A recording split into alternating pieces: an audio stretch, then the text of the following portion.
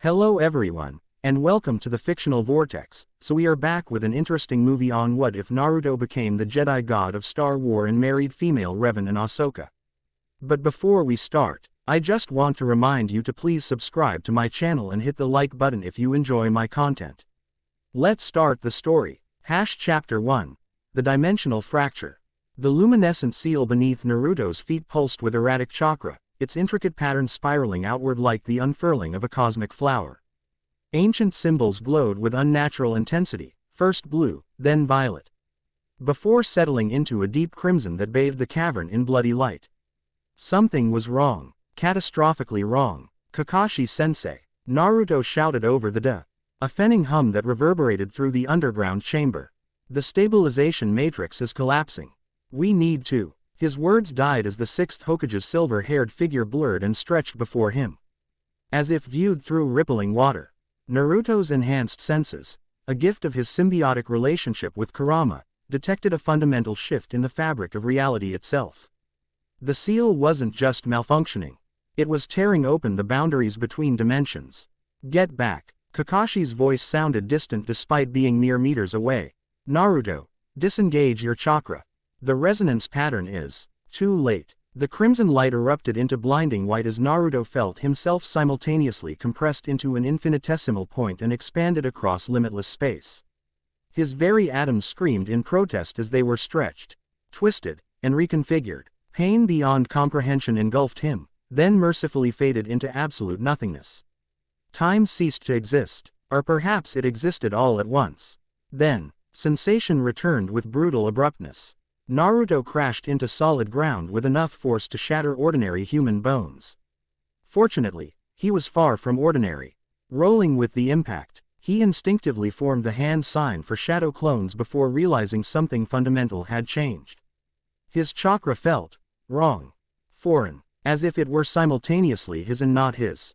The familiar energy that had flowed through his pathways since birth now mingled with something else, something ancient and vast that permeated everything around him.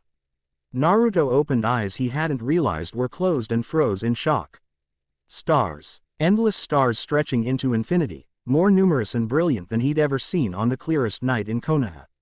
But these weren't viewed through atmosphere. He was somehow suspended among them, with nothing but emptiness in all directions. No, not emptiness. As his vision adjusted, Naruto realized he wasn't floating in the void. Beneath him, stretched a metallic floor that gleamed with unnatural perfection. Around him rose walls of similar material, curved and flowing in designs unlike any architecture he'd encountered.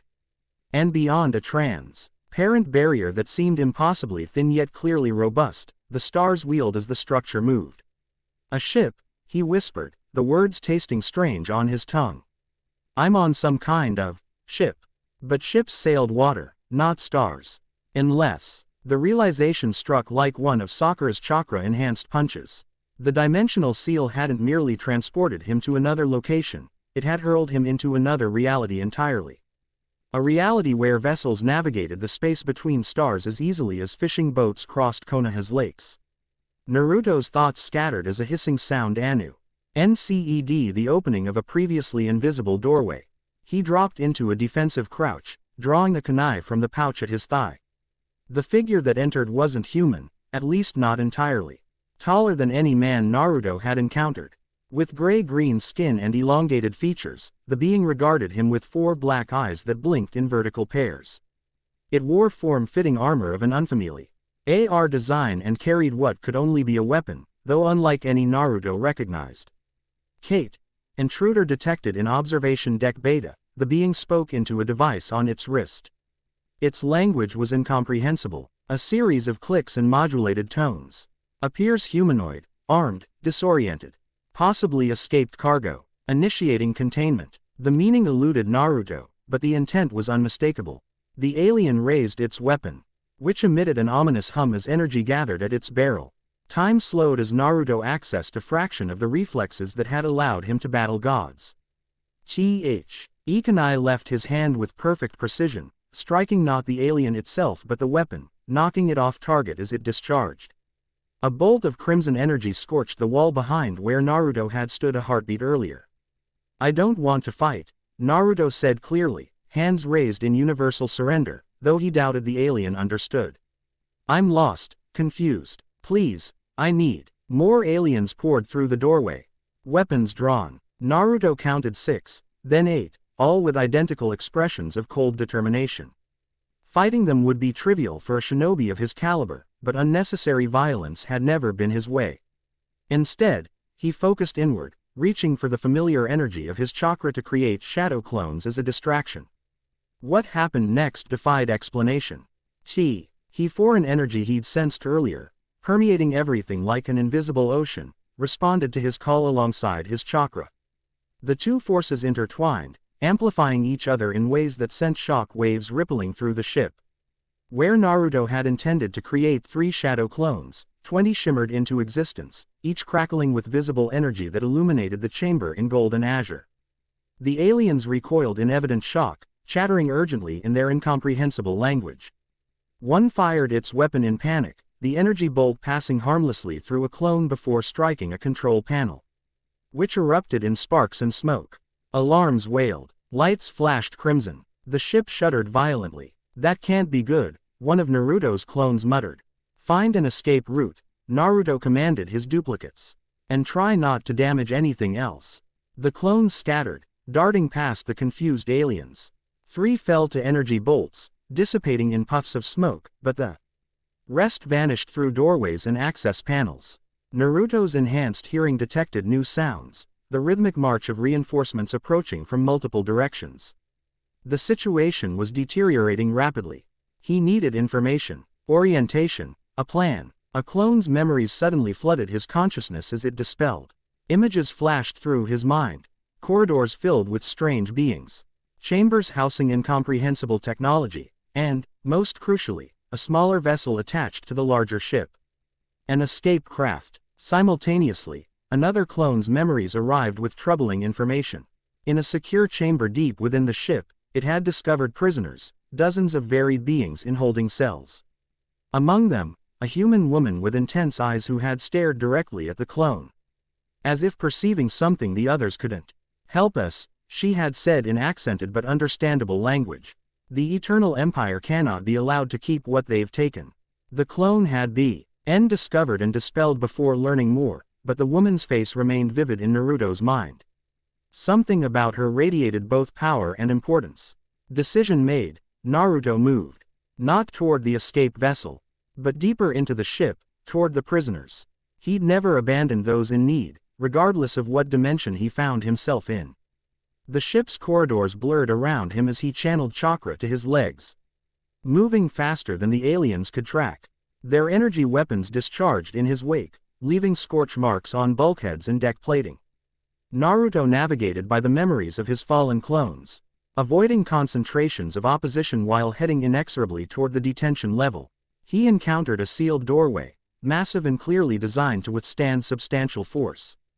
2 guards stood before it, weapons raised. They fired simultaneously. Naruto didn't dodge. Instead, he gathered the strange ambient energy along with his chakra, instinctively weaving them together as he'd done countless times with natural energy when entering Sage mode. The resulting shield that materialized before him wasn't visible per se, but it bent the air like heat rising from summer stones, catching the energy bolts and dissipating them harmlessly. The guards had no time to process this impossibility before Naruto was upon them. 2 precise strikes, just enough force to render unconscious without lasting damage, and they collapsed to the deck. Naruto examined the door's control panel, its alien symbols meaningless to him. Need help with that? The voice came from behind, causing Naruto to spin with kunai ready. A humanoid machine, a robot of some kind, stood with hands raised placatingly. Its metal body was battered and scorched in places, its photoreceptors glowing a gentle blue. I am T-701. It said in the same language the imprisoned woman had used. Translator and protocol droid. You are attempting to access the detention level. Yes. I can assist. Naruto hesitated only briefly. You're a machine that thinks. An oversimplification, but essentially correct, T-701 replied, its voice conveying what seemed like mild offense despite its mechanical nature. I was captured with the other prisoners when our vessel was intercepted. If you're attempting a rescue, I would be most grateful to be included. Can you open this door? Naruto asked. Decid-ing questions about sentient machines could wait. Indeed. The droid approached the panel, metallic fingers moving with surprising dexterity across the controls. Though I should warn you, beyond lies a contingent of Zakuulan knights. They are formidable warriors empowered by what they call the Force. Not entirely dissimilar to the energy you yourself wielded earlier, if my observations are correct. The Force, Naruto repeated, the term resonating strangely within him. Is that what I've been feeling? The energy that's everywhere. A philosophical question best addressed when we're not in imminent danger. T-701 replied as the massive door began to iris open. For now, know that these knights can manipulate it for combat purposes. They are not to be underestimated. The warning Pr. Oved immediately relevant as three armored figures surged through the partially opened door. Their armor gleamed with golden highlights against obsidian plate, their faces concealed behind masks of aristocratic design.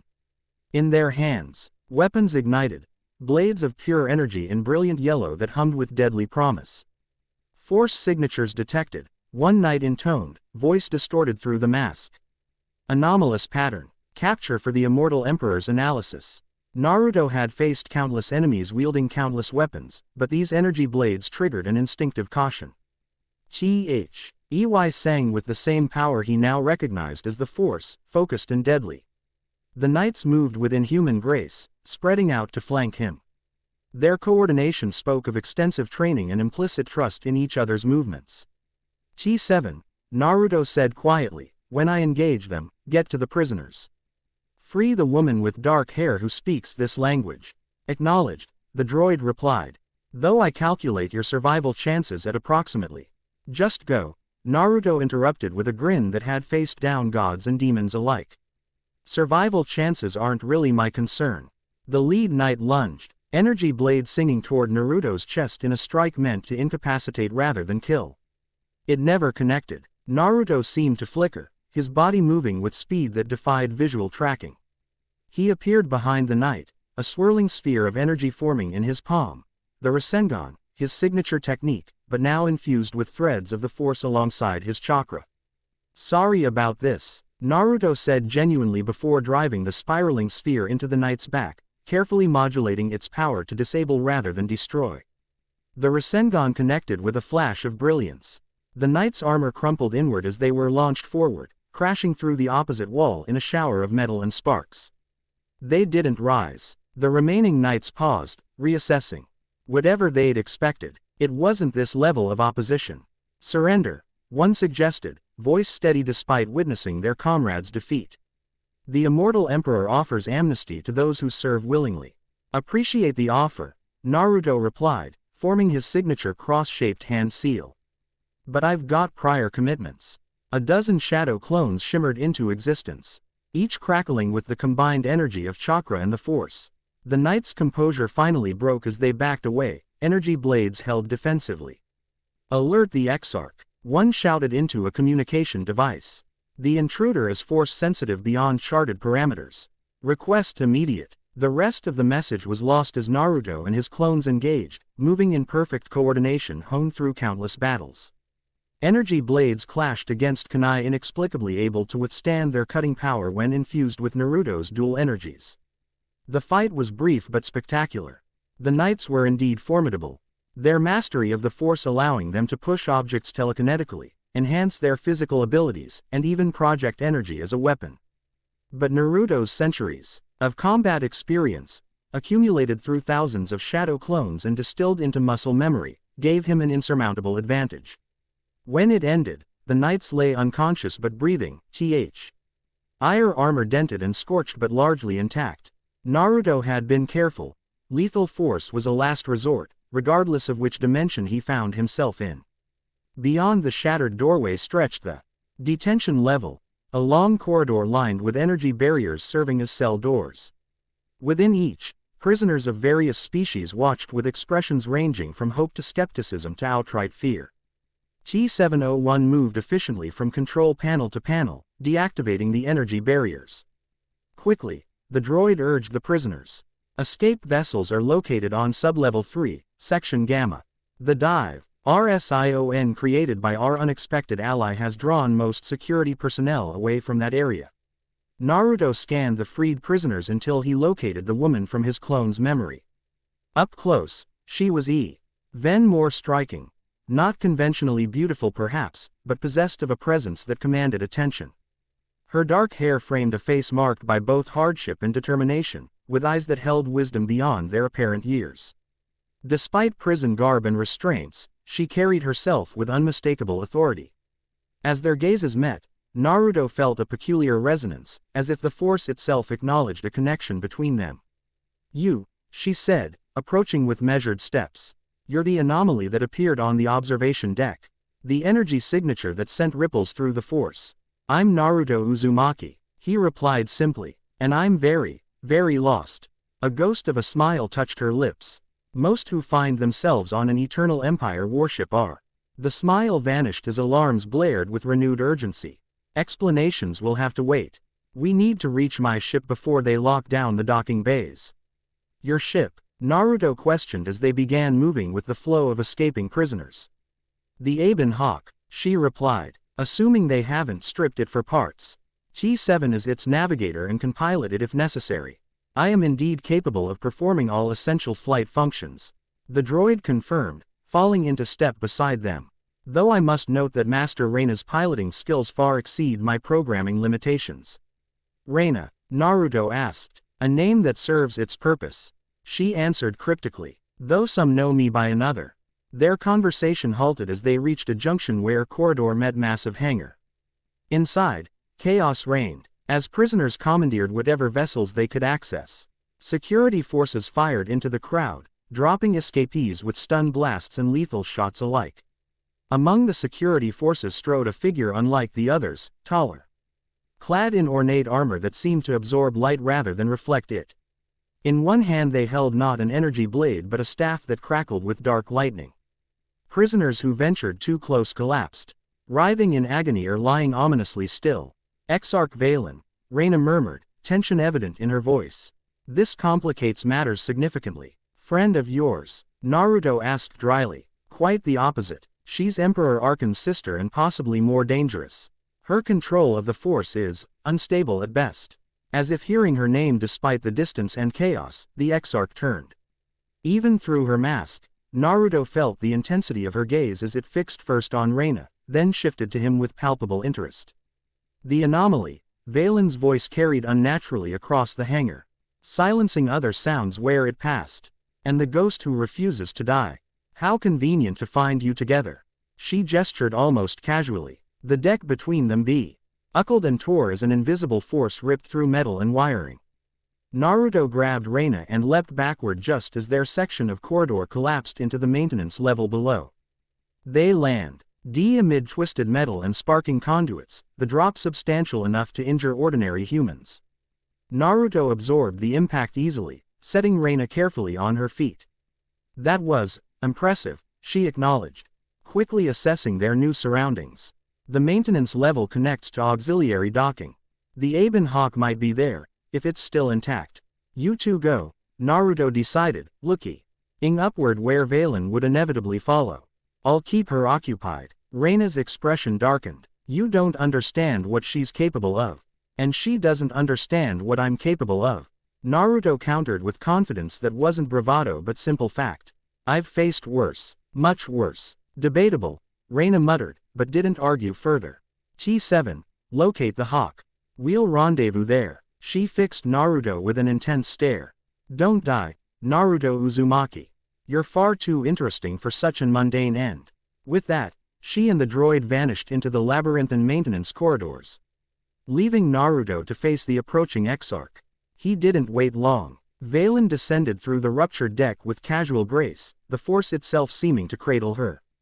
Dark energy crackled around her staff and along her armored form, casting ominous shadows across her masked face.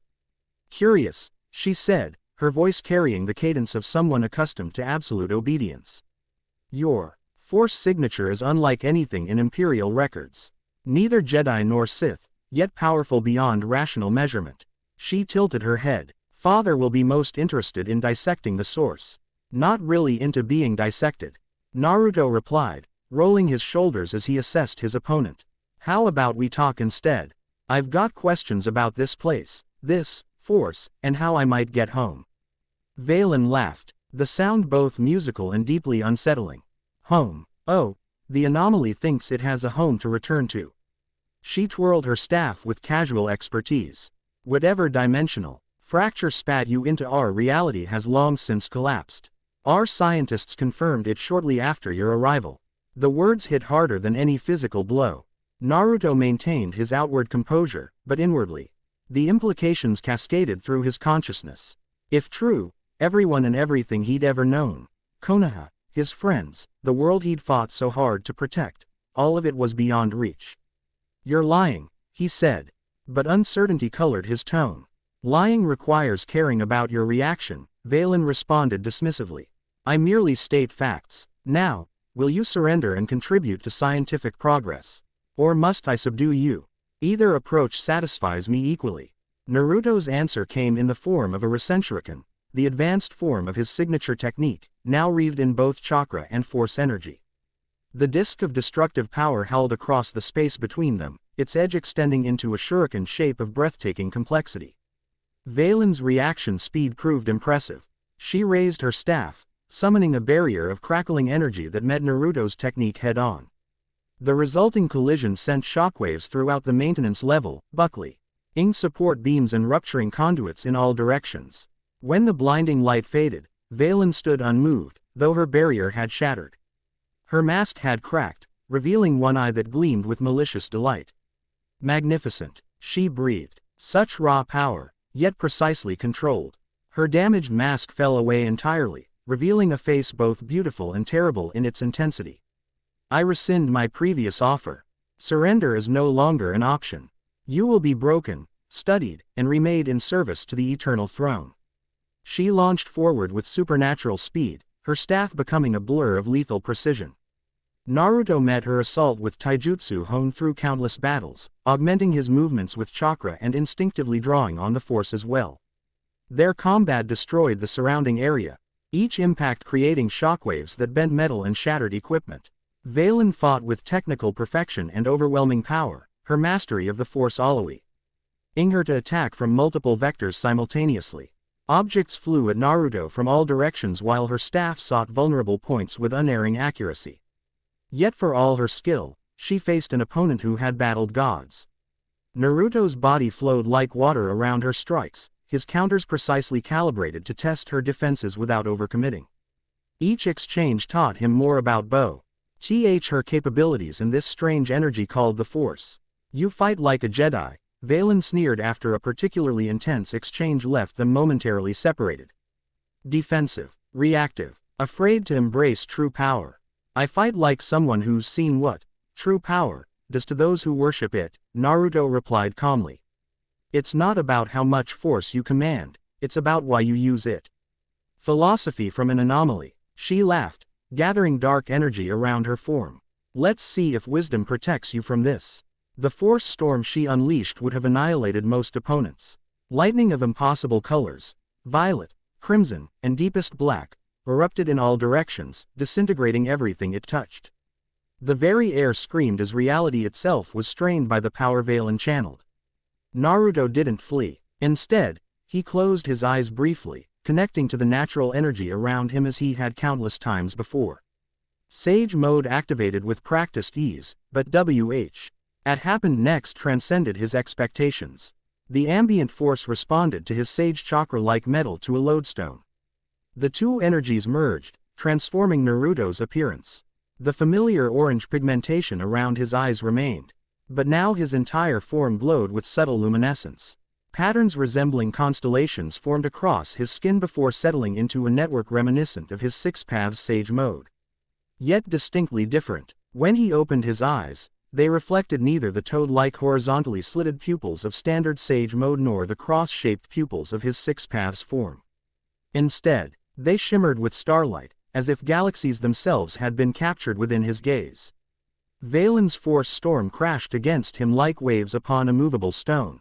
The destructive energy parted around his form, unable to touch him as he walked steadily forward, each step leaving momentary afterimages that glowed with inner light. For the first time, uncertainty flickered across Valen's expression.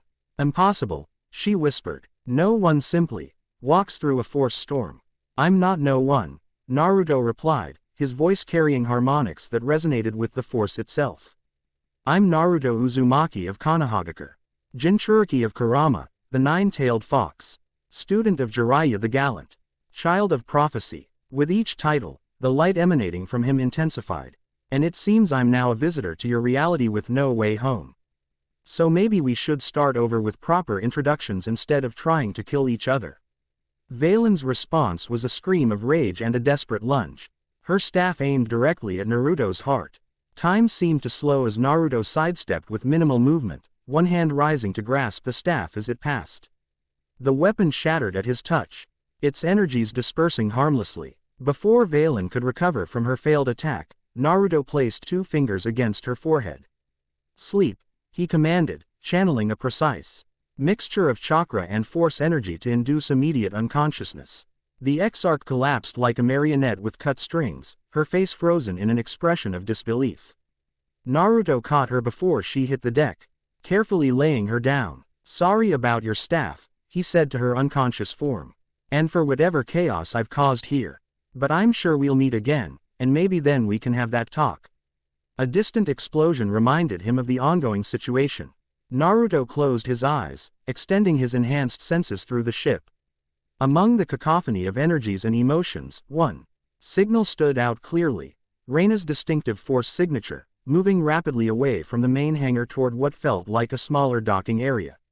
Naruto moved with the heightened speed of his merged sage force state, navigating the labyrinthine maintenance tunnels by intuition rather than knowledge. Walls blurred past as he accelerated beyond normal human perception, leaving security forces with only glimpses of passing light. He emerged into an auxiliary docking bay just as Reina and T-701 reached a ship unlike any other present.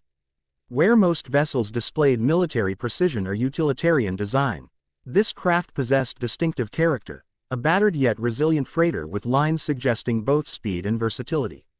The name, Aben Hawk, was barely visible beneath scorch marks and patched hull plating. "Naruto," Reina called, already activating the entry ramp. "We need to leave immediately. They're initiating lockdown protocols." Indeed, massive doors at the bay's far end were beginning to close with ponderous inevitability, while alarm klaxons screamed warning to all personnel. Security forces poured through side entrances, taking positions behind cargo containers and support pillars. "Go," Naruto shouted, forming hand seals. "I'll keep them busy until you're ready for takeoff." Not waiting for her response, he slammed his palm against the deck. Summoning jutsu. The familiar cloud of smoke erupted around him, though tinged with unfamiliar energy patterns from the force. As it cleared, a massive toad stood revealed, though not the one Naruto had intended to summon. Instead of Gamabunta's familiar red form, this toad shimmered with iridescent skin that reflected starlight despite the enclosed space. Its eyes contained the same galaxy-like patterns as Naruto's current sage force state. "What the toad began, its voice deeper and more resonant than any summons Naruto had previously called. "Who are you, and how did you summon me? I am not of your contract." "Sorry for the surprise," Naruto replied quickly, adapting to the unexpected development. "I'm Naruto Uzumaki, and I think we're both very far from home. I'll explain everything later, if you're willing to help us escape now." The cosmic toad surveyed the chaotic scene, security forces opening fire, the slowly closing bay doors, the Aben Hawk's engines beginning to glow with pre-launch energy. "Curious situation," it rumbled thoughtfully. "I am Gamamugen, toad of the cosmic depths. It seems our fates are strangely intertwined across dimensions." It expanded its massive chest. "Very well, Naruto Uzumaki. I shall assist, but expect a thorough explanation afterward." With that, Gamamugen released a thunderous croak that manifested as a visible shockwave. The sound struck security forces like a physical blow, sending them tumbling across the bay while their energy weapons discharged harmlessly into walls and ceiling. "Impressive," Naruto acknowledged, leaping onto the toad's head. "Can you get us to that ship?" Quote, "Child's play," Gamamugen responded, powerful legs tensing. "Though I suggest you hold tight. The Toad's leap carried them across the bay in a single bound, landing beside the Aben Hawk with surprising delicacy for a creature of such mass. The ship's ramp remained extended, Reyna standing at its top with an expression balanced between amazement and impatience. "Your methods continue to defy conventional understanding," she remarked as Naruto dismounted. "Is that creature a manifestation of your Force abilities?" "Not exactly," Naruto began before another alarm interrupted, this one deeper and more urgent than those preceding it. "Quantum containment breach detected," announced a mechanical voice throughout the bay. "Hypermatter reactor destabilizing. Catastrophic failure imminent. All personnel evacuate immediately." "That's our cue," Reyna said grimly. "Inside, now. Your friend as well, if it can fit." Gamamugen regarded the Aben Hawk critically. "I shall return to my realm for now. Summon me when circumstances permit proper discussion." With that, the cosmic toad dissolved into motes of light that scattered like falling stars. Naruto followed Reyna into the ship, the ramp ceiling behind them. The interior was surprisingly spacious given the vessel's exterior dimensions, with a central area branching into various compartments. T-701 had already interfaced with the ship's systems at a console near what appeared to be the cockpit entrance. "Engine efficiency at 63%, the droid reported. "Shield generators functional but operating at reduced capacity. Hyperdrive spooling but requires recalibration." "It'll have to do," Reyna replied, sliding into the pilot's seat with practiced familiarity. Her fingers danced across controls, bringing systems online with rapid precision. "Naruto, secure yourself. This departure won't be gentle." Naruto found a jump seat behind the pilot and co-pilot positions, pping in as the ship's engines rose from hum to roar. Through the forward viewport, he watched the bay doors continue their inexorable closure, now less than halfway open. "We're not going to make it," he observed, noting the narrowing gap. "That depends entirely on your definition of make it," Reyna replied with the first genuine smile he'd seen from her, a reckless expression that reminded poignantly of his own teammates back home. She rammed the throttle forward. The Aben Hawk leapt from its docking clamps with surprising agility, rotating 90 degrees while simultaneously accelerating toward the diminishing exit. Energy bolts from security forces splashed harmlessly against its shields as it shot forward. "Diverting all power to forward shields," T-701 announced, mechanical limbs working multiple controls simultaneously. "Structural integrity field at maximum." The ship hurtled toward an opening now barely wider than its wingspan. Naruto gripped his restraints, chakra NST instinctively flowing to reinforce his body against the impending impact. "Brace," Reyna commanded, her voice utterly calm despite their apparent doom. The Aben Hawk struck the partially closed doors with thunderous force. Metal screamed against metal as the ship's shields flared brilliant blue. For a heart-stopping moment, it seemed they would be crushed between the massive barriers. Then they were through, hull plates groaning in protest but fundamentally intact as space opened before them. The starfield spun crazily as Reyna fought to stabilize their tumbling flight path. "Pursuit craft launching," T-701 reported. "Estimated interception in 47 seconds. Prepare for hyperspace jump," Reyna ordered, her concentration absolute as she coaxed maximum performance from the damaged vessel. "Coordinates for the sanctuary. Coordinates locked," the droid confirmed. "Hyperdrive at 83% efficiency. Jump integrity uncertain but within acceptable parameters." Enter. GY bolts from pursuing craft began streaking past their viewport, several connecting with their already damaged shields. Warning indicators flashed across the control panels as systems reported escalating damage. "Hyperdrive engaged," Reyna announced, pulling a lever with decisive force.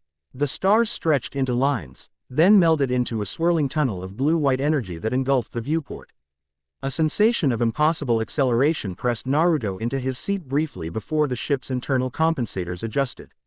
Silence fell, broken only by the steady hum of systems and occasional null electronic chirps from the control panels. Reyna's shoulders relaxed marginally as she engaged the autopilot and swiveled her chair to face Naruto. "Now," she said, her intense gaze fixing on him with undisguised curiosity. "Perhaps you can explain exactly what you are, Naruto Uzumaki, and how you came to appear on an Eternal Empire warship in the middle of wild space." Naruto unstrapped from his seat, taking a moment to center himself as the strange merged sage force state gradually faded, leaving him in his normal form. The transition left him lightheaded but fundamentally whole. "I'm from a world called Earth," he began, deciding simplicity was best for now. "A hidden village named Konoha in the Land of Fire. I'm a shinobi, a ninja, and I was investigating strange energy readings with my former teacher when something went wrong with a dimensional seal we were studying." Dimensional travel, Reina mused, leaning back in her chair. Theoretical but never successfully implemented. Despite attempts by both Jedi and Sith researchers over millennia. Her eyes narrowed slightly. "And yet here you stand, wielding the Force in ways I've never witnessed despite considerable experience." "Is that what it was?" Naruto asked. "This Force everyone keeps mentioning. It feels similar to natural energy in my world, but more alive somehow. Conscious." "An apt description," Reina acknowledged. "The Force is an energy field created by all living things. It surrounds us, penetrates us, binds the galaxy together. Those sensitive to it can learn to manipulate it, some for knowledge and defense. Others for control and aggression. Jedi and Sith," Naruto guessed, recalling terms he'd overheard. "Among others, yes." She studied him with renewed intensity. "But you're neither. Your techniques, your energy signature, they're entirely unique. You channel the Force through pathways I've never encountered, combining it with this chakra you mentioned." Naruto nodded. "In my world, chakra is the combination of physical and spiritual energy within the body. We train from childhood to control and shape it for various techniques." He formed a small Rasengan in his palm, its usual blue sphere now threaded with whispers of Force energy that made it shimmer like captured starlight. "This was one of my signature techniques before. Now it's something more." Reina leaned forward, fascination evident in her expression. "Extraordinary. The Force responds to you instinctively, without formal training or philosophical framework." She hesitated, then continued more carefully. "Such raw power would be coveted by many factions in our galaxy. Like this eternal empire?" Naruto asked, dispelling the Rasengan. "Among others." Reina's expression darkened. "The Eternal Empire of Zakul is merely the newest power to emerge from the shadows. Before them, the Sith Empire and Galactic Republic waged war for centuries. Before that, countless other conflicts between light and dark, each believing themselves righteous." She rose from her chair, moving to a small compartment from which she retrieved a flask. Taking a careful sip, she offered it to Naruto, who politely declined. "The cycle never ends," she continued, her voice taking on a distant quality. "Light rises, dark rises to meet it. Balance shifts, civilizations fall, new ones emerge from the ashes. All claiming to serve the true nature of the Force." "And which side are you on?" Naruto asked directly. Reina's lips curved in a smile that didn't reach her eyes. "That, Naruto Uzumaki, is a very complicated question." She returned to her seat, checking their hyperspace trajectory. "One best discussed when we reach Sanctuary. For now, you should rest." That display of power against Valen, impressive as it was, must have been taxing.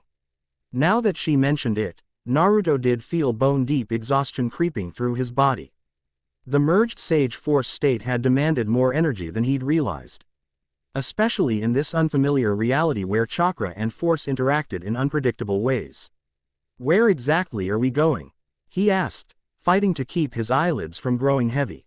"A hidden enclave," Reina replied, her attention returning to the ship's controls. "One of the few places in the galaxy where neither Jedi, Sith, nor the Eternal Empire hold sway. A sanctuary for those seeking a different path, or no path at all. And they'll welcome us," Naruto persisted, sensing something left unsaid. Reina's expression became unreadable. "They will welcome me because they must. They will welcome you because you interest me." She glanced back at him, her gaze softening fractionally. "Rest, Naruto. The journey will take several hours, and you've earned respite."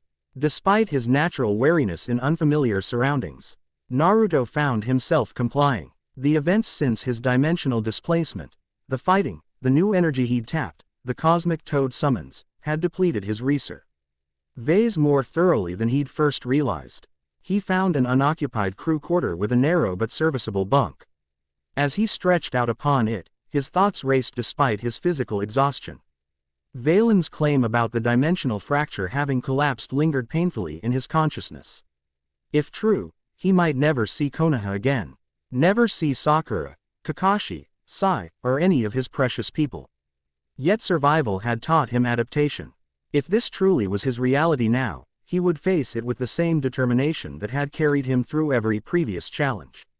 As sleep claimed him, Naruto's last conscious thought was of the woman piloting the ship, Reina, who was clearly more than she appeared. Something in her presence, her force signature, resonated with his own expiry. NCE of containing both light and darkness. Whoever she truly was, their paths were now intertwined in this strange new galaxy. And somehow, that felt right, as if the force itself had orchestrated their meeting across impossible distances. In dreams, stars wheeled and planets formed and died, while a presence vast beyond comprehension observed him with ancient curiosity. Chapter 1 End Chapter 2, Convergent Energies. Dawn broke over the sanctuary moon of Otosan in ribbons of amber and violet, casting long shadows across a landscape of jagged mountains and ancient forests. The Aben Hawk rest, Ed on a landing pad carved into the mountainside, its battle-scarred hull gleaming dully in the first light of day. Around it, a settlement had been built into the very stone of the mountain, not with the harsh industrial precision of imperial architecture, nor with the sterile functionality of republic design, but with a harmonious blend that seemed to honor the natural formation while adapting it to sentient needs. Naruto stood at the edge of an observation platform, drinking in the alien yet strangely familiar landscape. Birds, or creatures resembling birds, soared between the towering trees below. Their calls unlike any he had heard in the forests surrounding Konoha. The air carried unfamiliar scents, pungent flowering vines that spiraled up the mountain face, the clean mineral smell of the stone itself, and beneath it all, a subtle energy that resonated with both his chakra and this new power, the Force. Beautiful, isn't it? Reina's voice came from behind him. Otosan is one of few worlds where the Force exists in perfect balance. Neither light nor dark predominates here. Naruto nodded without turning. It feels alive, aware, somehow. The trees back home had their own kind of consciousness. Especially the oldest ones in the Forest of Death, but this is different. You sense it clearly for someone untrained, Reina observed, moving to stand beside him. She had exchanged her prison garb for fitted clothing in subdued grays and blacks, practical yet carrying a subtle military precision. At her hip hung a cylindrical object that Naruto now recognized as a light saber, the energy weapon wielded by both the knights they'd encountered and their opponents, though he'd yet to see Reina activate hers. In my world, I trained as a sage, Naruto explained, watching a six-winged creature execute an impossible aerial maneuver below. It meant learning to draw in natural energy and blend it with my own chakra. This force feels similar but vaster somehow. Less neutral, like it has its own opinions about how it should be used. Reina's eyebrows rose slightly, an insightful observation. Many who study the Force for decades never grasp that essential truth. He gestured toward the settlement behind them. Come, you've rested, and there's much to discuss. The others are waiting. Others? Naruto questioned, falling into step beside her. My associates. Some might call them followers. Though they'd dispute the term. Her lips curved in a private smile. They're individuals who've broken from traditional paths. Former Jedi, reformed Sith, Force sensitives who never joined either order. They'll be quite interested in you. They traversed a series of walkways connecting structures built both outward from and into the mountain face. Inhabitants of various species nodded respectfully to Reina as they passed. Naruto noted the diverse array of beings with fascination, some humanoid but with skin colors ranging across the spectrum, others with additional limbs. Unusual cranial structures, or physical characteristics defying easy categorization. So many different species, Naruto marveled quietly. In my world, we had different nations, different cultures, but we were all human. Well, except for the summons and tailed beasts. The galaxy contains millions of sentient species, Reina explained. Those you see here represent a tiny fraction. Each evolved on different worlds under different conditions. Many have their own relationship with the Force. The Miraluka, For instance, see exclusively through it rather than with physical eyes. She indicated a serene-looking humanoid whose eye sockets were covered by a decorative band. Despite such differences, you'll find that sentient beings share remarkably similar hopes, fears, and desires across species boundaries. It's one reason why the eternal conflict between Jedi and Sith philosophies transcends cultural limitations. They entered a circular chamber carved directly into the mountain. Natural light spilled through cunningly designed apertures in the ceiling, illuminating a space dominated by a round table of polished stone. Seated around it were 5 individuals of varying species, their conversations falling silent as Reina entered with Naruto. "Friends," Reina addressed them, her voice taking on a subtle but unmistakable quality of command. "This is Naruto Uzumaki, the force anomaly our sensors detected 3 days ago. As you can see, rumors of his abilities were not exaggerated." Naruto offered a respectful bow, noting the mixture of curiosity, wariness, and, from one particularly severe-looking individual, outright suspicion in their gazes. "Naruto," Reina continued, "these are my most trusted advisors and teachers in this sanctuary. Master Orgus Din, once of the Jedi Order." She indicated an older human male with battle-scarred features and keen eyes. "Former Lord Scourge," she continued, gesturing toward a tall, red-skinned being with facial tendrils and an imposing presence. "Once the Emperor's Wrath of the Sith Empire." The red-skinned Sith inclined his head slightly, yellow eyes studying Naruto with analytical intensity. "Geneticist Talos Drelic," Reina indicated a slight, scholarly-looking human who offered an enthusiastic wave. "Formerly of Imperial Reclamation Service. Absolutely fascinated to meet you," Drelic exclaimed. "Your energy readings are quite unlike anything in our records." "Jasa Wilsom," Reina continued, nodding toward a composed young woman whose force presence seemed unusually clear to Naruto's developing senses. "Gifted with the ability to see the true nature of force users." The woman named Jasa regarded Naruto with unnerving directness. "Interesting," she murmured. "I see light and darkness in perfect coexistence. Neither dominating nor at war. Most unusual." "And finally, Vyn Atreus," Reina concluded, indicating the severe-looking individual whose suspicion radiated palpably. "Our Securi, TIE Chief and former Republic Special Forces Commander." Atreus made no gesture of welcome, his scarred face remaining impassive as he addressed Reina rather than Naruto. "You brought an unknown quant ity of immense power directly to our sanctuary without consultation. This violates our security protocols." "Circumstances necessitated immediate extraction," Reina replied calmly.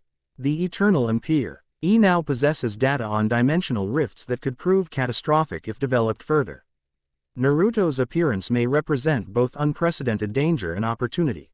Perhaps introductions show LD include an explanation of exactly who and what our guest is," Scourge suggested, his deep voice carrying subtle harmonics that sent a chill down Naruto's spine. His force signature defies conventional analysis. All eyes turned to Naruto expectantly. Drawing a deep breath, he recounted his story as concisely as possible, his origins in Konoha, the nature of chakra in his world, the dimensional seal malfunction, and his subsequent experiences aboard the Eternal Empire warship. He demonstrated basic chakra manipulation, forming a standard Rasengan without force enhancement to illustrate the distinction. The assembled advisors listened with expressions ranging from fascination to skepticism to calculation. When he finished, silence hung briefly in the chamber before Drelic broke it with enthusiastic applause. "Magnificent," the geneticist exclaimed. "A parallel evolutionary path of energy manipulation. The research implications are staggering." "If his account is accurate," Atreus countered darkly. "It is," Jasa stated with quiet certainty. "I sense no deception in him, only confusion, determination, and a deep concern for those he's left behind." "The question," Orgus Din spoke for the first time, his voice carrying the weight of hard-earned wisdom, "is what this means for the greater conflict.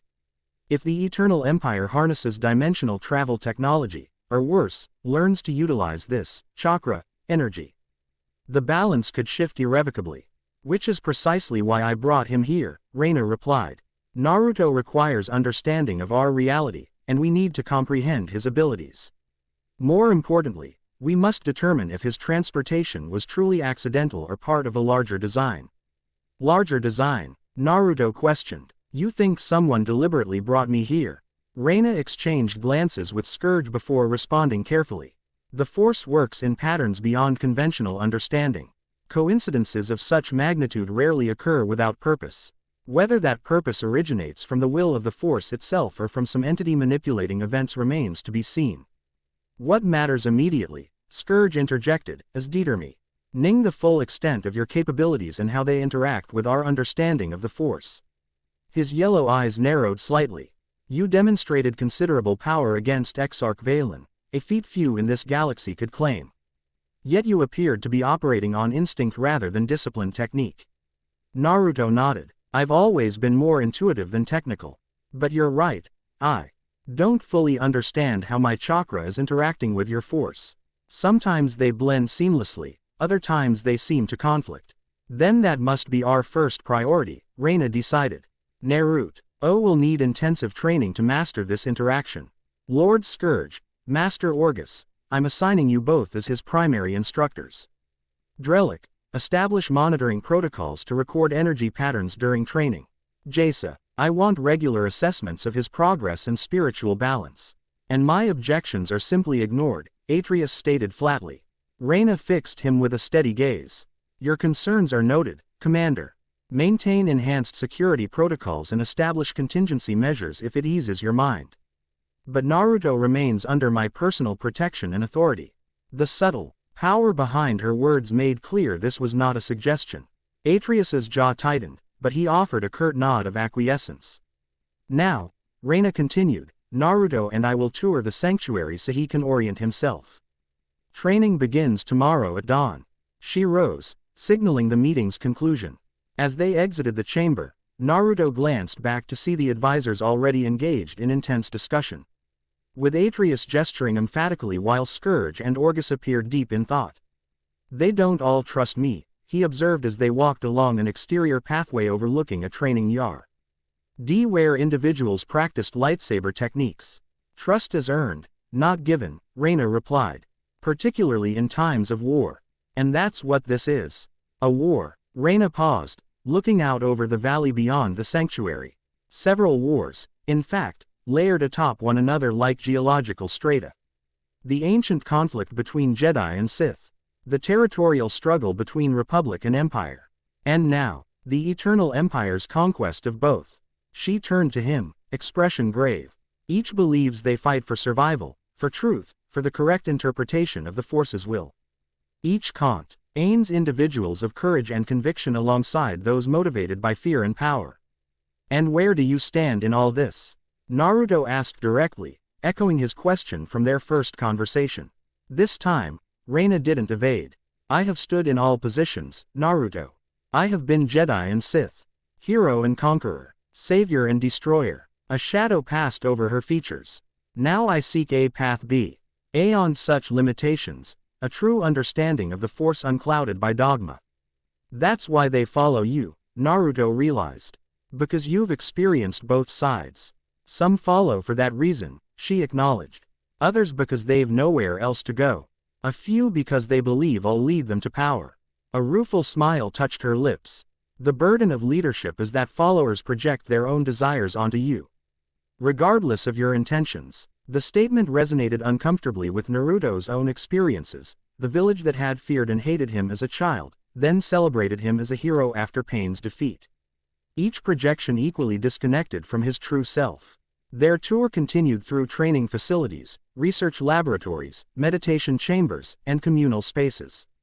Everywhere they went, Naruto observed the unusual harmony between individuals whose Force signatures varied dramatically, some radiating serene light, others wrapped in shadow, many existing in states between these extremes.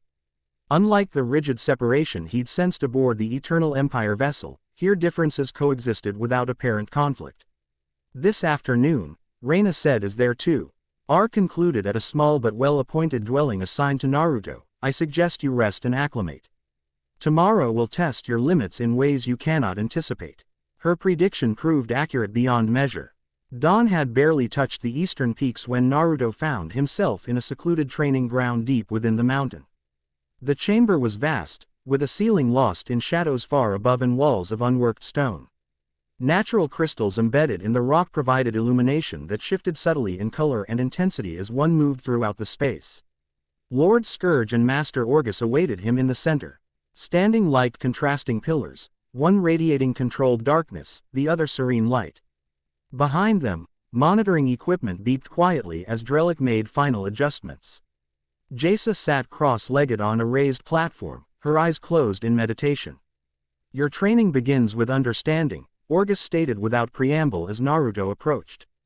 "In your world, chakra flows through established pathways within the body. In ours, the force permeates all living things, connecting them in a cosmic web. The fundamental difference," Scourge continued, his deep voice reverberating in the chamber, "is that chakra appears to be neutral energy shaped entirely by the user's intent, while the force possesses inherent aspects of light and darkness that respond differently depending on emotional state and philosophical alignment." Naruto nodded, absorbing this distinction. "In my world, natural energy could be dangerous if drawn incorrectly, turning the user to stone. If improperly balanced with physical and spiritual energies. Is the force similar?" "More insidious," Orgus replied. "The dark side doesn't petrify the body, it corrupts the spirit, twisting intent, ion and perception until one's original goals become unrecognizable. Yet it also grants clarity and freedom from restrictive dogma," Scourge countered smoothly. "The Jedi fear passion and attachment because they cannot control them. The Sith embrace these natural states as sources of power. And both are partially correct yet fundamentally limited," came Reina's voice as she entered the chamber. She wore simple training attire, her lightsaber hanging at her belt. "Which is why you, Naruto, present such a fascinating anomaly. You wield power born of both profound attachment to others and absolute clarity of purpose. You contain darkness, your tailed beast, yet remain uncorrupted by it." "Kurama isn't darkness," Naruto corrected automatically. He was feared and misunderstood, which made him angry. "But he's a being with his own heart and will." Reina's eyes gleamed with interest. "Even more intriguing, you don't merely contain darkness, you've recognized its personhood and formed alliance with it." She approached the center of the chamber. "Today's training will establish baselines. We need to understand how your chakra interacts with the force when consciously directed rather than instinctively accessed." What followed was the most unusual training session of Naruto's life. First came meditation. Not the still practice of the Jedi nor the passion-fueled concentration of the Sith, but a dynamic awareness that Naruto recognized as similar to sage mode preparation. Under Orgus's guidance, he opened himself to the force while maintaining his established chakra pathways. The sensation defied description. Where chakra flowed like rivers through his body, the force existed as an ocean in which he was simultaneously a drop in the entire body of water. Connecting with it didn't require drawing energy inward as with natural energy, instead, it demanded recognition of connections already existing. "Fascinating," Drellick's voice penetrated Naruto's meditative state. "The energy patterns show his chakra creating anchor points within the force currents, like eddies in a stream that actually reshape the flow itself." "He's not merely using the force," Jaisa added, her voice distant with her own perception.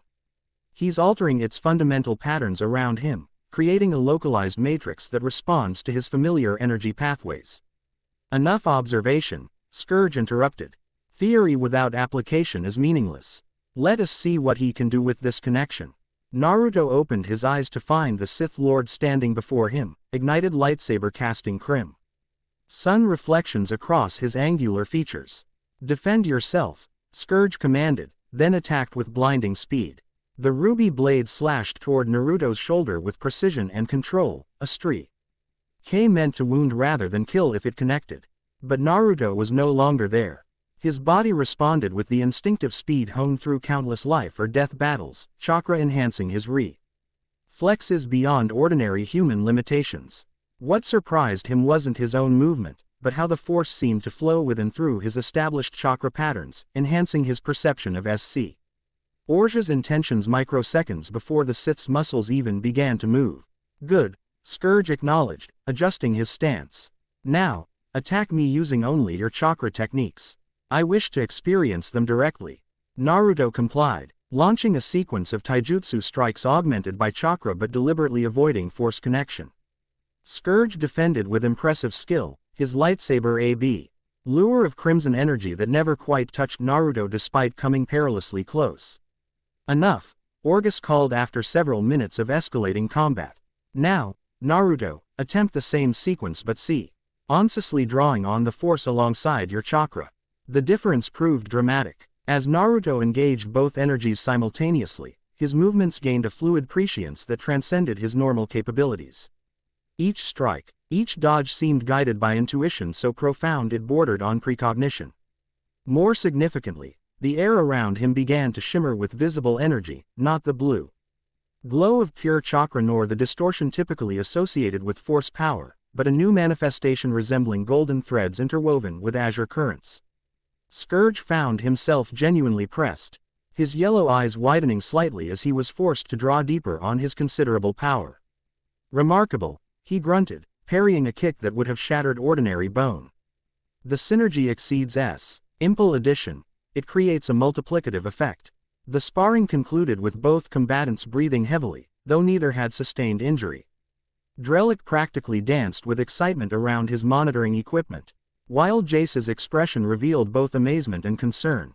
The readings are unprecedented, the geneticist exclaimed. When both energies synchronize, they create harmonic patterns of never observed in any Force user, not Jedi, Sith, or even Reina herself. What does that mean practically? Naruto asked, wiping sweat from his brow. It means, Reina replied thoughtfully, that you've barely touched the surface of your potential. The Force responds to you as if you were born to it, yet your chakra provides structure and direction that neither Jedi nor Sith training methods can replicate. There's more, Jace interjected, descending from her observation platform. When you fully synchronized both energies, I sensed resonance. Not just here, but across vast distances. As if something in the wider galaxy responded to the unique signature you created. A troubled expression crossed Reina's features.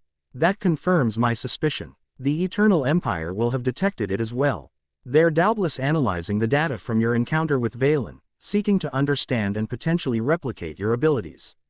Can they do that? Naruto asked with concern. Create other shinobi with chakra networks. Unlikely to reproduce exactly, Drellick offered. Your energy pathways appear to be the result of both genetic predisposition and lifetime development. However, they might discover principles that could be adapted to Force users through cybernetic enhancement or genetic modification. Which would upset the balance of power dramatically, Orgus added grimly. The Eternal Emperor already possesses unprecedented control of the Force. If he incorporated elements of your chakra system, then we must accelerate Naruto's training, Reina decided. Not just in combat application but in understanding the fundamental nature of both energies. She turned to Naruto, her expression intense. You have tremendous raw power, but without precise control and comprehensive knowledge, you remain vulnerable, especially in a galaxy where that power makes you a target. Thus began weeks of the most rigorous training Naruto had experienced since his youth under Jiraiya's tutelage. Each day brought new challenges, new discoveries, and new revelations about the interplay between chakra and the Force. Mornings focused on theoretical understanding and meditation, with Master Orgus guiding Naruto through Jedi techniques for sensing the living Force, the immediate field of energy connecting all nearby life.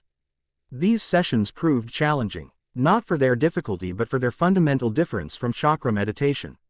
Where shinobi training emphasized directing energy through established pathways, Force meditation required surrender to something greater than oneself. You're still trying to control the Force, Orgus observed during one particularly frustrating session. Like bending a river to your will. Instead, recognize had you are both the river and a single drop within it. Direction comes not from imposing will but from aligning with currents already in motion. Afternoons brought combat training with Lord Scourge, whose millennia of experience made him a formidable instructor.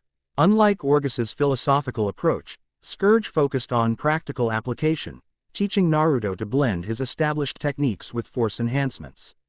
Your shadow clone technique, Scourge noted during one session, observing multiple Naruto's practicing distributes consciousness across physical duplicates. This differs fundamentally from Force illusions or doppelgangers, which remain projections of a singular mind. The strategic implications are significant.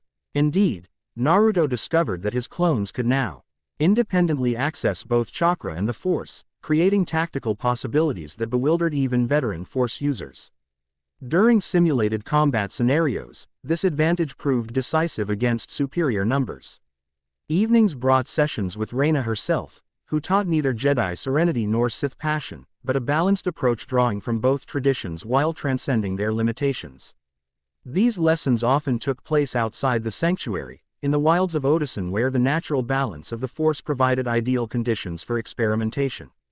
The Jedi seek detachment, she explained during one such excursion, as they sat beneath the spreading branches of a luminescent tree whose leaves shimmered with their own inner light. They fear that passion leads inevitably to darkness. The Sith, conversely, reject compassion as weakness, failing to recognize its potential as strength. In my world, Naruto replied thoughtfully, our strongest techniques often came from protecting those we loved. My friend Haku once told me that when fighting to defend someone precious to you, that's when true strength emerges. A smile touched Reina's lips. Your friend was wiser than many Jedi Masters and Sith Lords have encountered. The Force responds most powerfully not to detachment or selfish passion, but to authentic purpose. That's what makes you so naturally adept despite our lack of formal training. Your clarity of intention resonates with the Force's fundamental nature. Throughout these training sessions, Naruto gradually pieced together more about the galaxy he now inhabited, its complex history, the ongoing conflicts, and Reina's enigmatic position within them. She revealed information in measured doses, often framed as context for training rather than direct disclosure. He learned of the ancient schism between Jedi and Sith, the cyclical wars that had devastated countless worlds, the rise and fall of empires and republics spanning millennia. More immediate, relevant was the emergence of the Eternal Empire from wild space, a technologically advanced civilization led by the immortal Emperor Valkorion and his children, including Valen, the Exarch Naruto had encountered. Valkorion conquered both Republic and Sith Empire in a matter of months, Reina explained during one evening lesson. His children now administer his territories while he focuses on matters beyond conventional concerns. Some believe he seeks godhood, others suspect he's already achieved it. And where do you fit into all this? Naruto asked directly. Everyone here follows you, respects you. But no one fully explains why. Who are you really, Reina? She regarded him silently for several heartbeats, the dying light of Otosan's sunset casting her features in amber and shadow. Perhaps it's time you knew, she said finally. Follow me. She led him deeper into the forest than they'd previously ventured, to a small clearing where an ancient stone altar stood weathered by countless seasons. Upon its surface rested a mask, a simple design of stylized metal that nevertheless radiated such profound Force energy that Naruto felt it before they entered the clearing. This, Reina said softly, approaching the altar, belonged to Revan, Jedi Knight, Sith Lord, prisoner, conqueror, savior. Her fingers hovered above the mask without touching it, a being of profound significance in our galaxy's history, who walked both light and dark paths, was broken and reforged multiple times, and ultimately transcended the limitations of both Jedi and Sith philosophies. Understanding dawned on Naruto with crystalline clarity. You're Revan. She turned to face him, something like relief in her expression. I was, am, might be again. Identity becomes fluid when you've lived as many lives as I have. She gestured to the mask. This was symbolic protection, allowing me to lead armies without revealing my true self. Later, it became a prison of identity, limiting my understanding of my own nature. Why tell me this now? Naruto asked, sensing the significance of this revelation. Because your progress has exceeded all expectations, she answered. In weeks, you've achieved integration of chakra and force that most practitioners couldn't accomplish in decades. Your potential is unprecedented. She held his gaze steadily. And because events are accelerating, resonance Jasa detected has drawn attention not just from the Eternal Empire but from other quarters as well. Some have already arrived seeking the source. What others? Naruto questioned, tensing slightly. Representatives from the Jedi Order, for one, Revan replied. A young woman of considerable talent and lineage.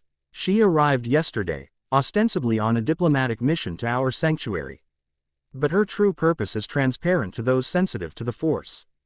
And you've kept this from me because I needed you focused on training rather than politics. Revan sighed, looking suddenly weary. The Jedi would seek to indoctrinate you into their philosophy, convincing you that their path is the only safe approach to your abilities. The Sith would promise power and freedom while binding you to their hierarchies of dominance. The Eternal Empire would simply dissect you to extract your secrets. Her expression hardened. I needed you to develop sufficiently to make your own informed choices before facing such pressures.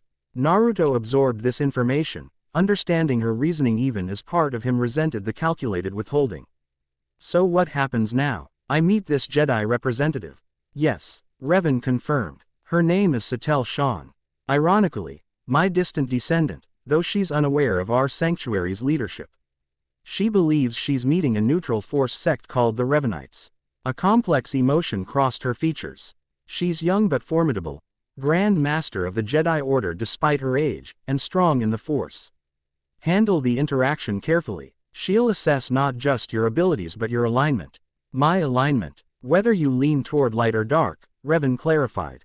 Jedi are particularly concerned with this binary, seeing little value in balance or integration. The meeting with Satele Shan occurred the following morning in a formal reception chamber near the sanctuary's main entrance, far from the training facilities and research laboratories that might reveal too much about their operations. Naruto, dressed in clothing provided by the sanctuary that blended practical design with subtle elegance, stood slightly behind Revan's right shoulder. She had donned formal attire appropriate for a leader of a Force sect, but nothing that might connect her to her true identity. Her lightsaber remained visible at her hip. However, a statement of capability rather than aggression. When Satele Shan entered, accompanied by 2 Jedi Knights as honor guards, Naruto immediately sensed what Revan had meant about her being formidable. The young woman carried herself with absolute composure, her Force presence clear and focused like sunlight through crystal. Dark hair was pulled back in a practical style, accentuating strong features that somehow managed to project both youth and wisdom simultaneously. Most striking were her eyes, penetrating and evaluative, missing nothing as they swept the chamber before settling first on Revan, then lingering on Naruto with undisguised curiosity. Master Reina, Satele greeted formally, using the pseudonym by which Revan was known to outsiders. Thank you for receiving our delegation. The Jedi Order appreciates the opportunity for dialogue during these challenging times. Master Shan, Revan replied with equal formality. The Revanites welcome communication with all who seek understanding of the Force's mysteries. Please, be seated. She gestured to the arrangement of chairs positioned for the meeting. As they took their places, Naruto noticed the subtle positioning that placed Satele directly across from him rather than Revan, clearly intentional on Revan's part to facilitate the Jedi's evaluation of him. I'll dispense with diplomatic pretense, Satele said once they were seated. Her directness surprising her own honor guards. 2 weeks ago, our most sensitive Force seers detected an unprecedented disturbance, a signature of immense power yet entirely unfamiliar pattern. Subsequent triangulation led us to this region of space. Her gaze fixed on Naruto. I believe the source is present in this room. Perceptive, Revan acknowledged. Yes, this is Naruto Uzumaki, a visitor to our galaxy whose unique abilities have indeed created ripples in the Force. He has graciously agreed to learn our ways while we learn from his perspective. Visitor to our galaxy, Satele repeated, clearly intrigued despite her composed exterior. From beyond the outer rim. From beyond this dimension entirely, Naruto answered directly, deciding honesty would serve better than evasion. I was transported here through what you might call a rift in space-time, connecting my world to yours. Skepticism flashed across Satele's features, but her Force senses clearly detected no deception. Such travel has been theorized but never confirmed, she said carefully. The implications are profound. Which is precisely why we've provided sanctuary while he acclimates, Revan interjected smoothly. Naruto's energy, what his people call chakra, interacts with the Force in unprecedented ways. Understanding this interaction benefits all who seek deeper knowledge. Naturally, the Jedi Order would be pleased to assist in this understanding, Satele replied, her true purpose emerging. Our archives contain millennia of accumulated wisdom, and our most experienced masters could provide guidance in safely developing Force sensitivity. I appreciate the offer, Naruto responded before Revan could, but I've found excellent teachers here. Master Reina and her associates understand my unique situation and have helped me integrate my chakra with force techniques effectively. Satel's eyes narrowed slightly, without wishing to cause offense, specially. Zed instruction from those trained in orthodox traditions might provide more stable development. Particularly given the unusual nature of your power signature, which contains elements that might concern traditional practitioners. The implication was clear enough. She sensed aspects of darkness within him and worried about improper training leading to corruption. The irony that she delivered his assessment while sitting across from one of history's most powerful Sith Lords was not lost on Naruto. With respect, Master Sean, he replied carefully, in my experience, rigid orthodoxy often fails when confronting truly new phenomena. My situation requires adaptation and innovation rather than dogmatic application of existing frameworks. A flicker of surprise crossed Satel's features at his articulate response. She had perhaps expected someone more easily impressed by Jedi authority. An understandable perspective, she conceded gracefully. Nevertheless, I hope you'll consider this our temple on Titan at some point. Exposure to multiple viewpoints can only enhance understanding. The conversation continued along diplomatic lines, with Satel probing subtly for information about Naruto's abilities and training while Revan skillfully redirected whenever details might reveal too much. Throughout, Naruto maintained respectful engagement while firmly establishing his independence from Jedi recruitment efforts. As the meeting concluded and Satel prepared to depart, she paused before Naruto. Whatever path you choose, she said with genuine concern, remember that power without discipline courts disaster. The Force can elevate or consume those who channel it. Choose your teachers wisely. After the Jedi delegation departed, Revan's expression became grave. That went as well as could be expected. But it's only the beginning. Satel will report to the Jedi Council, and interest in you will intensify. Meanwhile, the Sith Empire has undoubtedly detected your presence as well. Though their approach will be less diplomatic. And the Eternal Empire? Naruto asked. A more immediate concern, Revan confirmed. Our intelligence suggests Valen has dispatched a specialized strike team to Otosan. Their objective is almost certainly your capture or elimination. Naruto absorbed this with the calm of a seasoned warrior. How long do we have?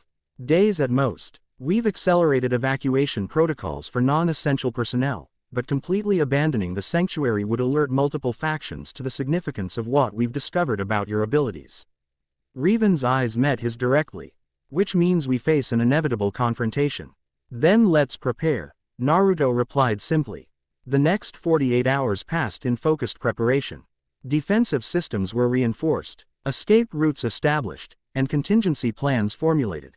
Naruto divided his time between specialized training sessions focused on combat applications of his merged tech. Neeks and strategy meetings with Revan's inner circle. Lord Scourge proved particularly valuable during these preparations, his centuries of experience with Imperial tactics providing insight into likely attack vectors. They will not commit full military resources initially, he explained during one planning session.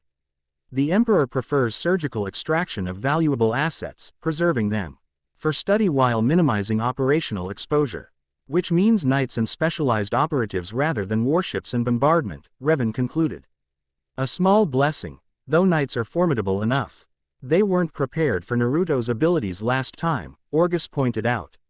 They will be now, which is why we'll confront them on our terms, not theirs, Revan replied. We've read the western approach as our primary defensive position. The narrow canyon provides natural containment for their forces while giving us elevated positions for counterattacks. Atreus, who had dually become less hostile toward Naruto as training progressed, indicated holographic representations of defensive emplacements. We've established 3 layers of automated defenses, surface-to-air turrets for their dropped ships, perimeter cannons for ground forces, and electromagnetic pulse generators to disrupt their communications and targeting systems. What about evacuation? Naruto asked, concerned about the sanctuary's non-combatants. Already underway, Reina assured him. Most support personnel departed yesterday via our underground shuttle network. Those remaining are either IAL to defense or have chosen to stand with us. Dawn of the third day brought confirmation of their predictions. Long-range sensors detected multiple stealth vessels entering Otison's atmosphere, advanced craft utilizing technology that would have rendered them invisible to standard scanners, but not to the specialized equipment Drellick had modified specifically for this purpose. 8 vessels, the geneticist reported from the command center established within the mountain's heart. Configuration matches Imperial Phantom-class infiltrators. Estimated 40 personnel total, likely including at least one full-night contingent. They're approaching from the east, Atreus observed with grim satisfaction. They've detected our western defenses as we intended and are attempting to circumvent them. Which leads them directly into our prepared engagement zone, Revan nodded. Naruto, are you ready? He stood before the tactical display in simple combat attire, his Konoha headband, the only possession that had traveled with him through the dimensional rift, tied securely in place. Ready. The eastern approach to the sanctuary consisted of a series of terraced clearings connected by steep paths, ideal terrain for staged defense against superior numbers. Naruto and a mixed force of former Jedi, reformed Sith, and conventional fighters took positions among natural rock formations overlooking the lowest terrace, where sensors indicated the Imperial force would establish their initial landing zone. Remember, Revan cautioned from her position beside Naruto, they want you alive if possible. That gives us a tactical advantage, but also means they'll employ suppression techniques designed to incapacitate rather than kill. Be particularly wary of neural disruptors and force suppression technology. Naruto nodded, his senses already extending outward in the blended awareness that combined shinobi training with force sensitivity. He could feel the approaching vessels now, not just their physical presence but the intent of those within them. Determination, cold calculation, and underneath, a current of fear directed at something beyond the immediate mission. Fear of failure, certainly, but more specifically, fear of Valen's displeasure. They're scared of their own commander, he murmured. With good reason, Revan replied quietly. Valen's punishments for failure are legendary even by Sith standards. It makes them dangerous. Desperate fighters are unpredictable. The first vessel appeared above the tree line, a sleek craft of obsidian and silver that moved with unnatural silence despite its size. It hovered briefly, scanning the clearing below before extending landing struts. 2 more followed, forming a triangular formation that provided overlapping fields of fire from mounted weapons. Curious, Scourge observed from his position to Naruto's left. Standard protocol would deploy ground forces immediately. They're being cautious. They remember what happened on their ship, Naruto replied, recalling the devastation his combined chakra and force abilities had unleashed. They're expecting resistance. The vessels remained hovering for several long moments. Then, without deploying troops, all 3 simultaneously discharged what appeared to be metallic spheres from ventral compartments. The object struck the clearing and immediately began emitting pulses of energy that rippled outward in concentric circles. Force disruptors, Revan identified grimly. They're attempting to neutralize force-based abilities in the engagement zone before committing personnel. Will they affect my chakra? Naruto asked, already sensing a subtle interference with his force connection. Unknown, Revan admitted, but we're about to find out. As if on cue, drop hatches opened on all 3 vessels. Knights in their distinctive armor descended on rappelling lines, followed by what appeared to be specialized troops in sealed environmental suits. They moved with practiced precision, establishing a perimeter around the disruptor devices. I count 15 knights and at least 20 specialized operatives, Scourge reported. More than anticipated. They really want me back, Naruto observed dryly. Revan's lips curved in a grim smile.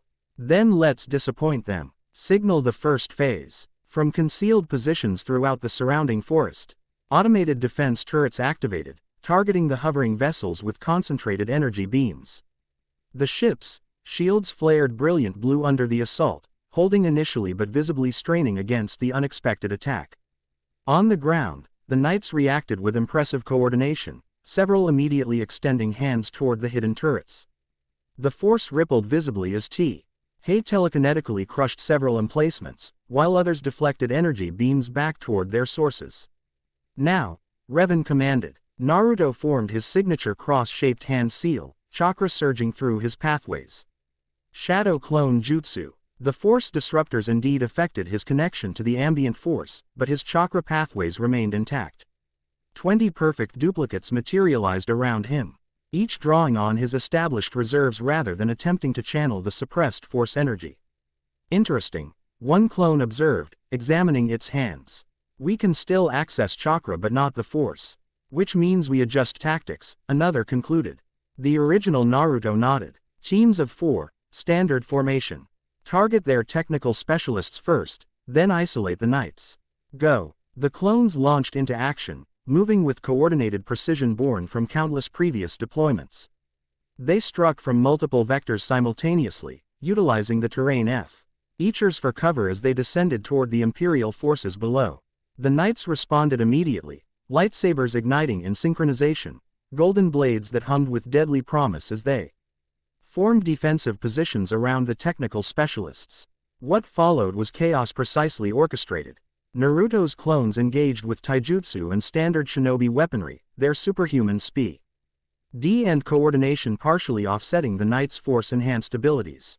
Meanwhile, Revan led a contingent of her followers in a flanking maneuver, targeting the vessels themselves. Scourge moved like shadow given form, his own crimson lightsaber describing lethal arcs as he engaged 3 knights simultaneously.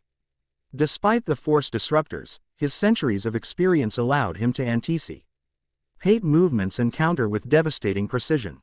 From his elevated position, Naruto observed the battle flow, directing his clones with subtle hand gestures while gathering chakra for his next technique. The force disruptors posed an intriguing challenge, limiting his newest abilities while forcing reliance on his most fundamental techniques. In some ways, it felt like returning to basics after weeks of experimental training. Below, Imperial forces adapted quickly to the clone assault, deploying specialized countermeasures including dispersal grenades that released particulates capable of disrupting chakra flow. Several clones vanished in puffs of smoke upon contact, their experiences flowing back to Naruto with valuable tactical information. "They've studied your abilities," Revan called as she rejoined him after disabling one vessel's weapon systems. "Those dispersal agents are specifically calibrated to interfere with energy patterns matching your chakra signature." "They work fast," Naruto acknowledged. "But so do I." He formed a familiar spiraling sphere in his palm, the Rasengan, pure chakra unaltered by force energy. "Let's see how they handle the classics." He leapt from the elevated position, descending toward the heart of the knight formation with the Rasengan leading. Several knights redirected their attention upward, lightsabers positioning to intercept his attack. What they failed to anticipate was that the apparent assault was misdirection. The true attack came from below, where 3 clones had maneuvered to the disruptor devices and simultaneously attached explosive tags enhanced with chakra. The resulting detonation didn't merely destroy the technology, it created a feedback pulse that temporarily disabled all electronic equipment within the blast radius, including the knight's armor systems. In the moment of confusion, Naruto's Rasengan struck not a knight but the ground between them, channeling its rotational energy downward to create a localized shockwave that sent armored figures tumbling in all directions. With the force disruptors neutralized, the battlefield dynamic shifted dramatically. Revan and her followers reconnected fully with the force, their abilities flooding back with palpable intensity. The knights, momentarily disoriented by their armor malfunctions and the sudden shift in energy patterns, found themselves at a disadvantage for crucial seconds. Naruto seized the opportunity, drawing on both chakra and the now accessible force to create a modified version of his Rasenshuriken. The technique manifested as a spiraling disk of energy more complex than its standard form, with visible threads of force energy interwoven with chakra to create a lattice of devastating potential. "Fall back," Revan commanded her forces. Recognizing the technique's range, Naruto launched the Rasenshuriken toward the center of the Imperial formation.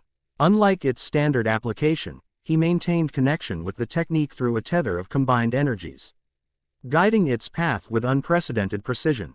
The knights attempted to deflect it with lightsabers and force barriers, but the hybrid energy bypassed conventional defenses, expanding upon proximity into a sphere of chaotic energy. The technique didn't kill. Naruto had calibrated it carefully, but it overwhelmed sensory systems and severed connection to the force temporarily for all within its radius. Imperial forces collapsed in waves, incapacitated but alive. In the sudden silence following the technique's dissipation, Naruto dropped to one knee, the expenditure of energy substantial even for his reserves. Revan approached, her lightsaber still ignited but held loosely at her side. Impressive restraint, she observed, surveying the incapacitated forces. Many would have eliminated such threats permanently. That's not my way, Naruto replied, rising slowly as his energy began to replenish. Unless absolutely necessary. The remaining Imperial vessels, witnessing the defeat of their ground forces, initiated emergency protocols, engines flaring as they prepared for rapid ascent. Revan gestured to Atreus, who activated a concealed control panel on his wrist guard. Immediately, electromagnetic pulse cannons hidden throughout the surrounding forest discharged, enveloping the ships in crackling fields of energy that disabled their propulsion and navigation systems. The Eternal Empire won't take this defeat lightly, Scourge noted as he rejoined them, his armor showing signs of intense combat but his composure undisturbed. This was merely the first wave. Valen herself may come next. Which is why we won't be here, Revan replied. This sanctuary has served its purpose, but continuing to use it merely provides a fixed target. She turned to Naruto. We've confirmed what we needed about your abilities. It's time to take a more active approach rather than waiting for our enemies to dictate engagements. What did you have in mind? Naruto asked, sensing a shift in strategy. Revan's expression became resolute. The Eternal Empire wasn't the only faction that detected your arrival. Throughout the galaxy, Force-sensitive have experienced visions and portents centered on your unique energy signature. Some interpret these as warnings, others as opportunities. She gestured toward the distant stars, visible even in daylight from their high elevation. It's time we sought allies among them, particularly those who oppose Valkorian's dominance. A bold strategy, Scourge commented, revealing Naruto to potential ally. When his abilities are still developing. Calculated risk, Revan countered. The Eternal Empire already knows enough to be dangerous. We need counterweight, individuals and factions with the cower age to stand against Valkorian's children. She placed a hand on Naruto's shoulder. Besides, our friend here has demonstrated remarkable adaptability. I believe he's ready to navigate wider galactic politics. And if he's not, Scourge pressed. Revan's gaze met Naruto's directly. Then the galaxy will change him, as it changed me. Something like regret flickered across her features. Though I hope he proves more resilient to its corrupting influences. I've faced my share of corrupting influences, Naruto replied with quiet confidence. My friends helped me stay true to myself through all of it. Friends, Revan echoed, the word carrying complex resonance. Yes, those do make a difference. She straightened, decision made. We depart within the hour. Salvage what intelligence you can from their vessels and equipment. Then rig everything for destruction. Leave no trace of our research. As the sanctuary erupted into organized evacuation procedures, Naruto found himself momentarily alone on the elevated outlook. Watching Imperial prisoners being secured for interrogation. The confrontation had confirmed several aspects of his developing abilities while revealing new limitations, valuable knowledge for future challenges. More significantly, it marked a transition point. The relative safety of training and experimentation was ending. Ahead lay engagement with the wider galaxy and its myriad factions. Each with their own agenda regarding his unprecedented abilities. Troubled thoughts. Jace's voice came from behind him. The young woman approached with characteristic serenity, though her force presence revealed deeper currents of concern. Not troubled, Naruto clarified, turning to face her. Just processing. Everything's happened so quickly since I arrived in this dimension. Sometimes I still expect to wake up back in Konoha, with all this just a strange dream. Jason nodded understanding. The Force often carries us to unexpected destinations. What matters is not where we find ourselves, but how we navigate the path before us. She studied him with her unusual perceptive ability. Your light remains strong despite recent trials. That's reassuring. You say that like you expected otherwise, Naruto observed. The path Revan walks is precarious, Jasa replied carefully. Those who follow her often find themselves balanced on edges they never anticipated crossing. I've watched many fall into darkness while believing themselves still in light. You're worried about me, Naruto realized. Concerned, she corrected gently. You possess power that could tip the balance of this galaxy toward either salvation or destruction. Such potential attracts those who would use it for their own ends, including, perhaps, Revan herself. The candid assessment surprised Naruto. You don't trust her. I trust her intentions, Jasa clarified. I respect her wisdom and experience. But Revan has been broken and remade so many times that even she sometimes loses sight of her original purpose. She met his gaze directly. Just remember that ultimately, your path is yours alone to determine. Neither Jedi, Sith, nor even Revan herself should dictate your choices. Before Naruto could respond, a familiar presence approached. Revan herself, now dressed for travel in practical armor of subdued design that nevertheless carried subtle elements of both Jedi and Sith aesthetics. The Aben Hawk is prepared for departure, she announced, nodding acknowledgement to Jasa. Scourge, Orgus, and Drellic will accompany us. The others will disperse to our secondary facilities throughout the Outer Rim. Where are we heading? Naruto asked. First, to a neutral trading post where we can acquire supplies and information without attracting immediate attention, Revan replied. After that, her expression became distant, as if perceiving possibilities beyond conventional sight. To find answers about why the Force has brought you here, and what role you're meant to play in the coming conflict. As they boarded the Aben Hawk, Naruto cast a final glance at the sanctuary that had been his first home in this strange new reality. Already, automated systems were initiating self-destruction protocols, erasing all evidence of their research and training. Soon, nothing would remain but another abandoned outpost in a galaxy filled with the ruins of forgotten civilizations. Yet something told him that whatever had brought him to this dimension, whether cosmic accident or the will of the Force itself, was only beginning to reveal its purpose. The true test of his abilities, his character, and his determination lay in the stars beyond Otison's peaceful skies. Beside him, Revan, a legend who had walked both light and dark paths, stood contemplating the same stars. Her expression unreadable, whatever destiny had connected them across dimensional boundaries remained shrouded in mystery. But one thing seemed certain, the galaxy would never be quite the same for their passage through it. Chapter 2 and Chapter 3, Temporal Displacement. Hyperspace stretched endlessly beyond the Aben Hawk's viewport, its swirling blue-white currents hypnotic in their eternal dance. Naruto sat alone in the ship's common area, eyes closed but consciousness fully alert as he processed the sensations of faster-than-light travel. Unlike conventional transportation, hyperspace travel created distinctive ripples in the Force, patterns that resonated differently with his chakra than normal space. The feeling wasn't unpleasant, merely unfamiliar, like the difference between swimming in a river versus the open ocean. 3 days had passed since their hasty departure from Otison. 3 days of navigating increasingly complex hyperspace routes designed to confound potential pursuit. Revan, no longer maintaining the pretense of Reina, in private, plotted their course with meticulous precision, each jump calculated to obscure their ultimate destination while gathering intelligence from carefully selected waypoints. Their first stop had been a mining outpost in the Onot system, a grimy collection of prefabricated structures clinging to an asteroid rich in rare minerals. There, Scourge had disappeared for 6 hours, returning with datacrons containing intelligence on Eternal Empire fleet movements.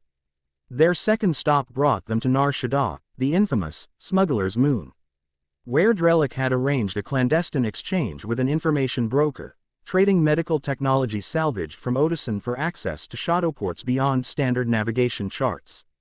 Now they approached their third destination, a remote trading post called Craeus II, situated at the junction of several hyperspace lanes yet conspicuously absent from most official records. According to Revan, it represented one of the few truly neutral territories remaining in a galaxy increasingly divided between Eternal Empire control and pockets of resistance. Preparing for real space reversion, T-701 announced through the ship's internal communications system. All personnel secure for transition. Naruto opened his eyes, the meditative state dissolving as he read himself more firmly in physical reality. He made his way to the cockpit, where Revan occupied the pilot's seat with Master Orgus beside her as co-pilot. Scourge and Drellic monitored secondary systems at stations behind them. Right on schedule, Orgus noted as Naruto entered. Crayus Control should be contacting us momentarily for identification. Assuming they're still operating, Revan replied, her fingers dancing across the navigational console. This sector has seen increased Imperial activity since our last intelligence update. The blue-white maelstrom of hyperspace collapsed suddenly into star-streaked lines. Then resolved into the pinpoint clarity of real space. Before them hung Crayus 2, not a planet but a massive space station, its irregular structure suggesting numero S expansions and modifications over centuries of existence. Spotlights illuminated docking bays and commerce centers against the backdrop of eternal night, while smaller vessels swarmed around it like insects around a hive. Unidentified vessel approaching Vector 37 Mark II, came aboard voice through the communications system. Transmit clearance codes or be rerouted. Transmitting now, Revan responded. Inputting a complex sequence. Request docking privileges for resupply and information exchange. Neutral status. A pause followed, longer than should have been necessary for standard verification procedures. Naruto sensed tension ripple through the cockpit as Revan and Scourge exchanged glances. Something's wrong, Scourge stated flatly, his crimson hand moving to the weapon controls. Before anyone could respond, the communications channel crackled back to life, but the voice had changed completely, replaced by one carrying unmistakable Imperial inflection. Vessel designated, Aben Hawk. Your authorization codes are outdated by approximately 3,200 standard years, the voice stated with cold precision. Identify yourselves immediately and prepare for boarding and quarantine procedures under Eternal Empire temporal contradiction protocols. Stunned silence filled the cockpit. 3,000 years, Drellick finally managed, his scholarly composure cracking. That's patently impossible. Our chronometers haven't registered any significant temporal displacement. Revan's expression hardened as her hands flew across the controls, in it. Adding sensor sweeps of the surrounding space. Multiple Imperial vessels decloaking, she reported, voice rigidly controlled. Configurations unknown. Advanced beyond anything in our databanks. Indeed, ships were materializing around them, sleek predatory designs that bore familiar Imperial insignia yet incorporated technological elements utterly foreign to their experience. Their weapons systems, pulsed with energy readings that caused the Aben Hawk's threat assessment algorithms to trigger multiple warning alarms. The entire station's undergone technological evolution consistent with millennia of advancement, Scourge observed. Studying sensor readings with narrowed eyes. This is not deception. Somehow, we've experienced temporal displacement. How? Naruto asked, struggling to process the implications. First dimensional transportation, and now time travel. Unknown, Revan replied tersely, already initiating evasive maneuvers as the Imperial vessels moved to encircle them. Standing still for boarding isn't an option. Those ships could vaporize us with a single volley. We can't outrun that level of technology, Orgus warned, even as he diverted power to the shields. And we have nowhere to jump to without calculating new hyperspace routes. Perhaps I can be of assistance, came an unexpected voice from the ship's primary communications channel, not the Imperial frequency they'd been monitoring, but a secure channel that should have been impossible for outsiders to access. Divert immediately to coordinates I'm transmitting. Narrow band signal only, don't respond verbally. Imperial systems are monitoring all standard communications. Data flowed across their navigation console, coordinates leading to a small planetoid in a nearby system, along with APRO. ACH vectors that would minimize sensor visibility. It could be a trap, Scourge warned. Everything's potentially a trap, Revan countered, already adjusting their course. But those coordinates K advantage of a sensor shadow created by the Crayus magnetosphere, knowledge that suggests our mysterious helper has experience evading Imperial detection. With a decisive movement, she engaged Aben Hawk's sublight drives at maximum power, sending the ship hurtling away from the station at an angle that briefly placed the massive structure between them and the Imperial vessels. The maneuver bought precious seconds, enough to initiate the complex calculations required for the hyperspace jump to their new coordinates. Incoming fire, Drellick called as energy weapons from the lead Imperi. Al vessel lanced through space toward them, their brightness suggesting destructive potential far beyond conventional turbolasers. Revan's piloting skills proved exceptional once again. The Aben Hawk corkscrewed through the barrage, energy beams passing close enough to momentarily overload the ship's port side shields. Alarms blared as systems reported escalating damage from near misses.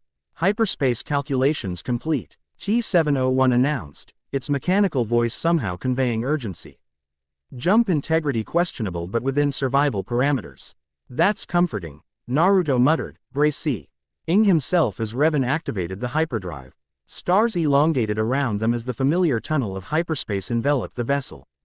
Unlike their previous jumps, this transition felt violent, unstable. The currents of hyperspace turbulent and unpredictable. Warning indicators flashed across every console as the ship's structural integrity sensors registered unprecedented strain. Micro-fractures, forming in the hyperdrive containment field, Drellick reported urgently.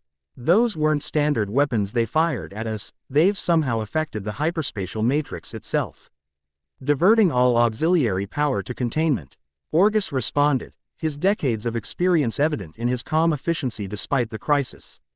Naruto, can you use your energy to reinforce the field? Without hesitation, Naruto closed his eyes, extending his awareness into the ship's systems. Where mechanical components and energy conduits would normally be impervious to chakra influence, the hyperdrive operated on principles that somehow bridged physical and energetic realms. His chakra, especially when blended with the Force, could interact with these borderline phenomena. Guiding this hybrid energy carefully, Naruto created a supplementary matrix that enveloped the hyperdrive containment field, stabilizing the micro-fractures without disrupting the delicate calculations governing their passage through hyperspace. It wasn't a permanent solution, but it would hold until they reached their destination. Fascinating application, Drellick murmured, monitoring the effect. He's essentially creating an ional dimension of containment that exists parallel to our conventional fields. ETA 2 minutes, Revan announced, ignoring the technical discussion in favor of practical concerns. Everyone prepare. For potentially rough transition to real space. If those Imperial weapons affected hyperspace itself, our reversion could be problematic. Those 2 minutes stretched interminably as hyperspace around them grew increasingly chaotic. The usual blue-white streams fragmented into prismatic distortions that suggested fundamental instabilities in the fabric of space-time itself. The Aben Hawk shuddered continuously, its aging superstructure protesting stresses it had never been designed to endure. When real space reversion finally came, it struck with the suddenness of a thunderclap. The ship made to compress and expand simultaneously, artificial gravity fluctuating wildly as inertial compensators struggled to manage forces beyond their design parameters. For one horrifying moment, Naruto experienced temporal distortion firsthand, his perceptions fracturing as past, present, and possible futures briefly coexisted in his awareness. Then reality snapped back into singular focus. The Aben Hawk tumbled through normal space, emergency systems screaming alerts as Revan fought to stabilize their flight path. Through the viewport, a small, barren planetoid filled their view, gray-brown and desolate. But blessedly solid and real after the chaos of their transition. Status, Revan demanded once she'd arrested their tumble. Hyperdrive critically damaged, Orgus reported grimly. Shields at 27%. Life support functional but compromised in the starboard crew quarters. Weapons systems offline. Communications, short range only, Drellick answered. Long-range arrays were overloaded during the transition. Quote, Revan's expression remained composed despite the dire assessment. Take us down. Sensors show a settlement or installation near the equatorial ridge.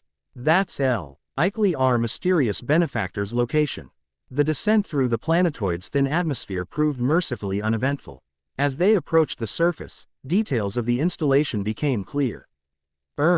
Not a proper settlement but a collection of repurposed modules partially buried in the rocky terrain, with camouflage netting concealing most structures from orbital surveillance. A landing pad illuminated with perimeter lights provided their only obvious touchdown point. Curious design philosophy, Drellick observed as they circled once before beginning landing procedures. Those modules are salvaged from at least 3 different vessel classifications, none of which correspond to standard Imperial or Republic architectural lineages from our era. Because they're not from our era, Scourge reminded him darkly. If that Imperial officer spoke truth, we've somehow traveled millennia forward in time. The implications hung heavily over the cockpit as the Aben Hawk settled onto the landing pad with a series of mechanical groans that suggested landing gear damage. No sooner had the engines powered down than the communications system activated again. "Nice flying," came the same voice that had provided their escape coordinates. "Though your ship looks like it's about one bad landing from becoming a permanent installation. Power down completely and wait inside. I'll come to you. Atmosphere out there isn't exactly hospitable without proper filtration." Imperious but practical, Orgus commented as Revan complied with the instructions, initiating full shutdown procedures. "Whoever they are, they know this region well." They gathered in the Aben Hawk's main cabin, weapons ready but not prominently displayed, a precaution balanced with diplomatic potential. Naruto extended his senses, combining chakra awareness with force sensitivity to evaluate their surroundings. The planetoid itself seemed strangely muted in the force, as if its very composition dampened energy signatures. The approaching figure, however, radiated complex patterns, guarded yet not hostile, cautious but curious. The ship's entry ramp lowered with a hydraulic hiss, admitting a humanoid figure dress. Said in environmental gear that obscured species and gender. Only when the outer hatch resealed and atmosphere stabilized did their visitor remove the protective helmet, revealing a woman with sharp features. Auburn hair cut in a practical short style, and eyes that evaluated everything with professional assessment. "Well," she said after completing her visual inspection of the assembled group. My sensors detected a ship using navigational algorithms not seen since the fall of the Old Republic. I expected historians or archaeologists." Her gaze lingered on each of them in turn, pausing longest on Naruto. "Instead I get a walking collection of temporal anomalies." "Fascinating. You have us at a disadvantage," Revan stated, neither confirming nor denying the temporal reference. Omen's mouth quirked in what might have been amusement. "Mira Bridger, independent acquisitions specialist, which is the polite term for smuggler in this part of the galaxy." She gestured around them. "Welcome to Nowhere Special, my private outpost where things that shouldn't exist can exist without imperial entanglements. Like yourselves, apparently." "You mentioned temporal anomalies," Scourge pressed, his imposing presence drawing a raised eyebrow but no fear from their host. "Explain. Direct, aren't you?" Mira replied. "Fine. The readings your ship broadcasts would get you immediately see. Classified as a Class 1 temporal contradiction by Imperial chronometric monitoring stations. The Aben Hawk is registered in historical archives as destroyed approximately 3,247 standard years ago during the Eternal Empire conflicts." Her gaze swept over them again. "Similarly, no species matching your physiological profile has been recorded in this sector for at least 2 millennia, Red. You're a walking extinct classification." The blunt confirmation struck like a physical blow.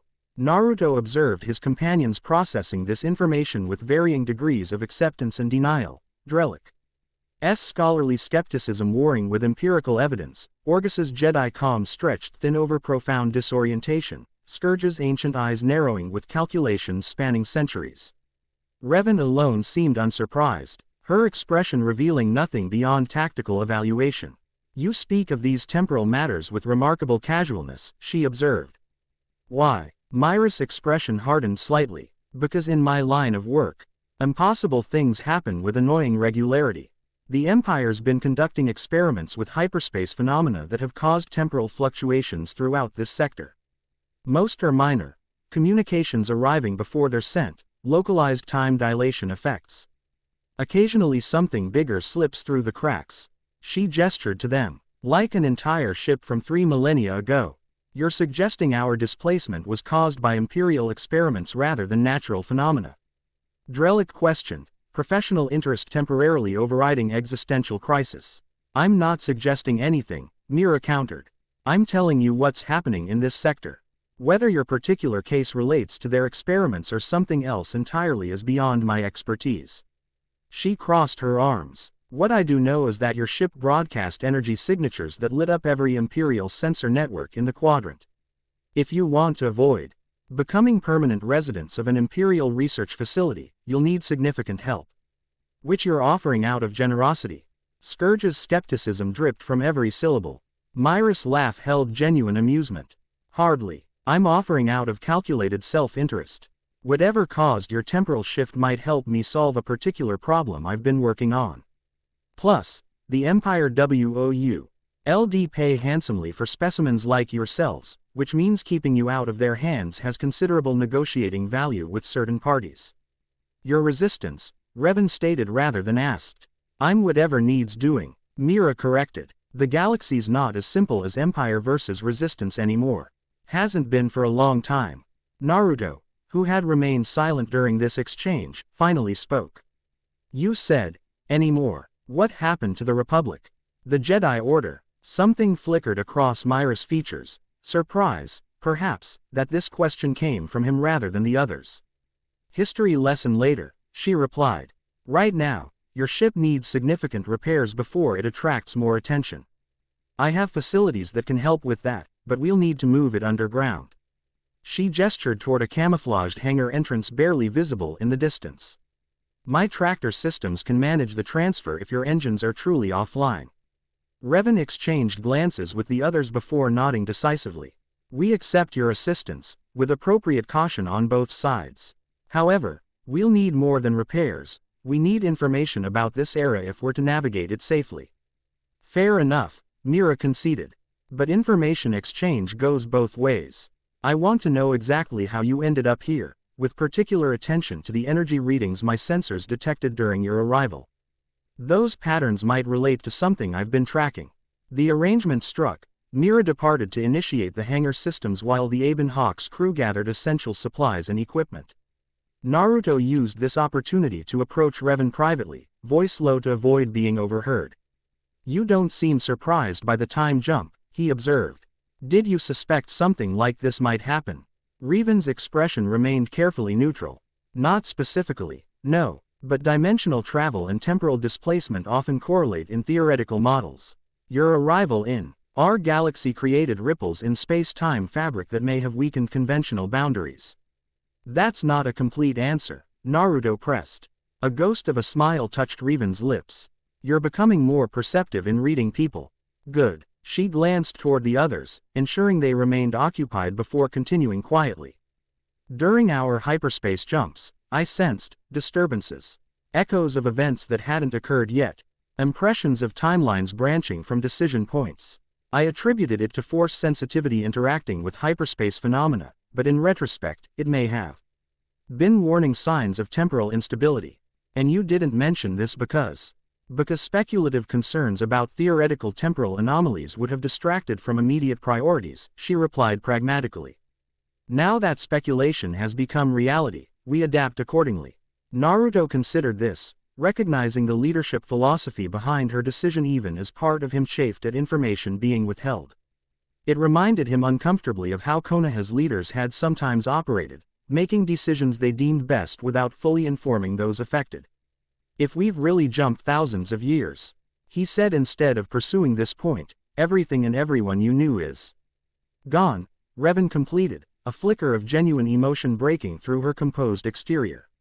Yes, though in my case, that creates fewer personal attachments than you might imagine. I've outlived most connections multiple times through various means. Her gaze met his directly. For you, however, this complicates an already difficult situation. Not only separated from your dimension but now your time period as well. The observation struck deeper than Naruto wanted to admit. He'd been processing his dimensional displacement with the underlying hope that somehow, eventually, he might find a way home. Time displacement added another layer of seemingly insurmountable separation. One impossible problem at a time, he replied with forced lightness, falling back on the optimism that had carried him through countless previous challenges. First we figure out this era, then worry about getting back to our own. Then tackle dimensional travel. Revan studied him with an expression he couldn't quite interpret. Your resilience continues to impress, she said finally. It's a quality that will serve you well in what's coming. Before he could ask what she meant by what's coming, Myra's voice came through the ship's communicator, announcing readiness for transport to the underground hangar. The conversation necessarily ended as they secured loose items for the move. The transfer proceeded smoothly, tractor beams guiding the damaged Aben Hawk into a surprisingly sophisticated hangar concealed beneath the planetoid's surface.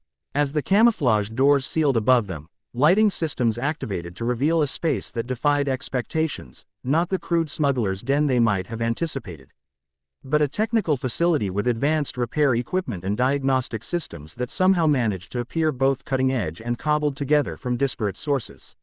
"Welcome to my workshop," Mira announced as they disembarked. "Part salvage operation, part research facility, part home.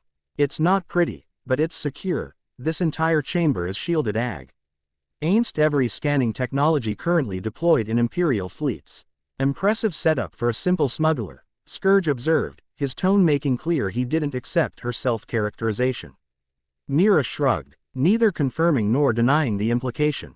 "Let's start with basics. Your hyperdrive is beyond conventional repair. The containment matrix experienced what we call temporal fracturing. Essentially, different sections of the drive are experiencing time at different rates. It's a known side effect of Imperial chronometric weapons." "Those weren't standard turbolasers they fired at us," Drellick murmured, pieces connecting in his analytical mind.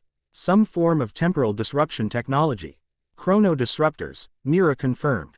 "Nasty weapons designed specifically for preventing escape through hyperspace. They don't destroy the target directly, they shatter its temporal cohesion, essentially spreading it across multiple timestreams simultaneously." "Yet we survived," Orgus noted. "How?" Myra's gaze shifted to Naruto. "According to my sensors, something stabilized your hyperdrive field despite catastrophic fracturing. An energy pattern I've never encountered before, though it shares certain harmonic similarities with force techniques." All eyes turned to Naruto, who shrugged slightly. "I just reinforced the containment field with a combination of chakra and force energy. Created a kind of buffer zone between dimensions. Improvised dimensional shielding," Mira stated, clear interest sharpening her features. Well, that should be impossible, frankly. But it explains how you survived what should have been fatal temporal dispersal." She studied him with renewed intensity. "What exactly are you?" "That's a complicated question," Revan interjected smoothly. "One best discussed after we've addressed more immediate concerns, such as our situation in this timeline and the status of our vessel." Mira accepted the deflection with a nod. "Fair enough. Follow me to the briefing room. Your droid can interface with my systems to begin diagnostics on your ship." The briefing room proved to be a converted cargo module equipped with comfortable seating, holographic projectors, and what appeared to be a small but well-stocked kitchen area. Mira gestured for them to make themselves comfortable as she activated the central holodable. "First things first," she began, calling up a galactic map. "Current political landscape. What you knew as the Republic now exists as the Galactic Empire, a totalitarian regime that emerged from the ashes of the Clone Wars approximately 19 standard years ago." The hologram shifted, showing Imperial insignia and military formations. "The Emperor, formerly Chancellor Palpatine of the Republic, seized control by orchestrating a war between the Republic and a separatist movement. When the pieces were in position, he executed something called Order 66, a hidden command that turned Republic clone troopers against the Jedi Order." Orgus inhaled sharply at this. "The Jedi, they're gone. Nearly wiped out in a single day," Mira confirmed grimly. "Those who survived the initial purge were hunted down systematically. Official Imperial position is that the Jedi attempted a coup against the legitimate government and were eliminated as traitors." "And the truth?" Revan asked quietly. "The truth is buried under decades of propaganda," Mira replied. "But evidence suggests Palpatine himself is what you would call Sith, though that term isn't widely used in this era. He's known to employ Force wielders trained in dark side techniques. Primarily his apprentice, Darth Vader." The hologram shifted to show a towering figure encased entirely in black armor, with a distinctive helmet and breathing apparatus. Even as a mere projection, the dark presence radiated palpable menace. "Vader leads the Inquisitorius, Force-sensitive agents tasked with hunting down Jedi survivors and Force-sensitive children," Mira continued. "They're the Emperor's primary enforcers in matters relating to the Force, though conventional military and the Imperial Security Bureau handle most day-to-day oppression." "And resistance?" Scourge inquired. "You implied opposition exists. Growing stronger but still fragmented," Mira confirmed, shifting the display to show various symbols and operational theaters. "He alliance to restore the Republic. commonly called the Rebel Alliance, represents the largest organized opposition. They've recently scored some significant victories, but remain outmatched in conventional military terms. The briefing continued, covering major galactic regions, significant political figures, technological developments, and cultural shifts over the 3 millennia they'd somehow bypassed. Throughout, Naruto observed his companions absorbing this information with varying reactions: Drelic's academic fascination, Scourge's strategic evaluation, Orgus's quiet grief at the Jedi's fall. Revan, characteristically, revealed little, though Naruto sensed her mind working with lightning efficiency, connecting historical patterns and identifying power dynamics with the skill of Som. One who had shaped galactic events multiple times. Now, Mira said after completing her overview, your turn. Start with how you arrived in this timestream and include any details about that unusual energy your friend here used to stabilize your ship. Revan provided a concise account of their escape from Kreis Station, the Imperial attack, and subsequent hyperspace anomalies. She deliberately avoided specifics about Otacin or their activities prior to the time jump, focusing instead on the immediate circumstances of their displacement. When she mentioned Naruto's dimensional origins, Mira's expression shifted from professional interest to intense focus. Dimensional transportation and temporal displacement together, she murmured, almost to herself. That correlates with patterns I've been tracking. What patterns? Naruto asked directly. Instead of answering immediately, Mira accessed a secured section of her database, bringing up a series of sensor readings, astronomical charts, and what appeared to be incident reports. For the past 3 years, I've documented anomalies throughout this sector, localized distortions in space-time that don't match known natural phenomena. Initially, I attributed them to Imperial experimentation, but their distribution and characteristics suggested something more fundamental. The display shifted to show a 3-dimensional map of the anomalies, revealing a pattern that reminded Naruto of ripples spreading across a pond, or more accurately, ripples converging toward a central point. Whatever caused these disturbances isn't originating from Imperial research. Mira continued. It's something else entirely, something that's weakening the barriers between dimensions and timestreams. The Empire is merely exploiting these weaknesses with their chronometric technology. Quote, and you believe my arrival in this galaxy could relate to these phenomena? Naruto questioned. Not just relate, potentially caused them, Mira replied bluntly. The energy signature you produced when stabilizing the hyperdrive shares harmonic frequencies with readings collected from these anomalies. It's as if the universe itself is responding to your presence. The implications hung heavily in the recycled air of the briefing room. Naruto processed this information with growing unease. Could his dimensional transportation have somehow damaged the fabric of reality itself? Were these ripples evidence of unintended consequences spreading outward from his arrival? This is consistent with certain Jedi prophecies regarding cosmic balance, Orgus noted carefully. When fundamental forces are disturbed, the force itself may generate countermeasures, pulling elements from unexpected sources to restore equilibrium. You're suggesting Naruto's arrival was the force's response to some disturbance rather than its cause? Revan questioned, her tone neutral but her interest evident. Possibly, Orgus acknowledged. The ancient texts speak of the force reaching across boundaries when balance is threatened beyond conventional restoration. Fascinating metaphysical speculation, Mira interrupted with pragmatic impatience, but my immediate concern is practical. If these energy patterns continue intensifying, they could attract Imperial attention far beyond what you've already experienced. The Emperor has particular interest in force phenomena that transcend normal limitations. Palpatine seeks immortality, Scourge stated rather than asked, his millennia of existence giving him particular insight into such ambitions. Mira's eyebrows rose slightly. That's not common knowledge. But yes, intelligence suggests the Emperor's research divisions prioritize technologies and force techniques related to life extension, consciousness transfer, and temporal manipulation. Your friend here represents a confluence of all 3 areas of interest. Then we need to leave this sector immediately, Revan decided. Find somewhere beyond Imperial sensor networks to determine our next steps.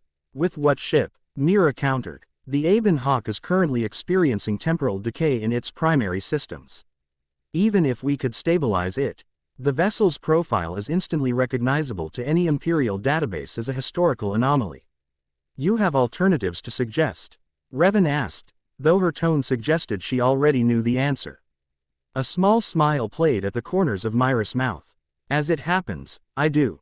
I've been preparing for a deep reconnaissance mission into the Camino sector, where intelligence suggests significant Imperial chronometric research is underway. My vessel is equipped with advanced stealth systems and modified hyperdrive specifically designed to navigate temporal disturbances. And you're offering this vessel because... Scourge's skepticism remained palpable. Because your friend's unique energy manipulation abilities might help me access facilities that have, until now, remained impenetrable, Mira replied candidly. And because if these space-time disruptions continue expanding, they threaten everyone, including me. Self-interest aligns perfectly with cooperation in this instance.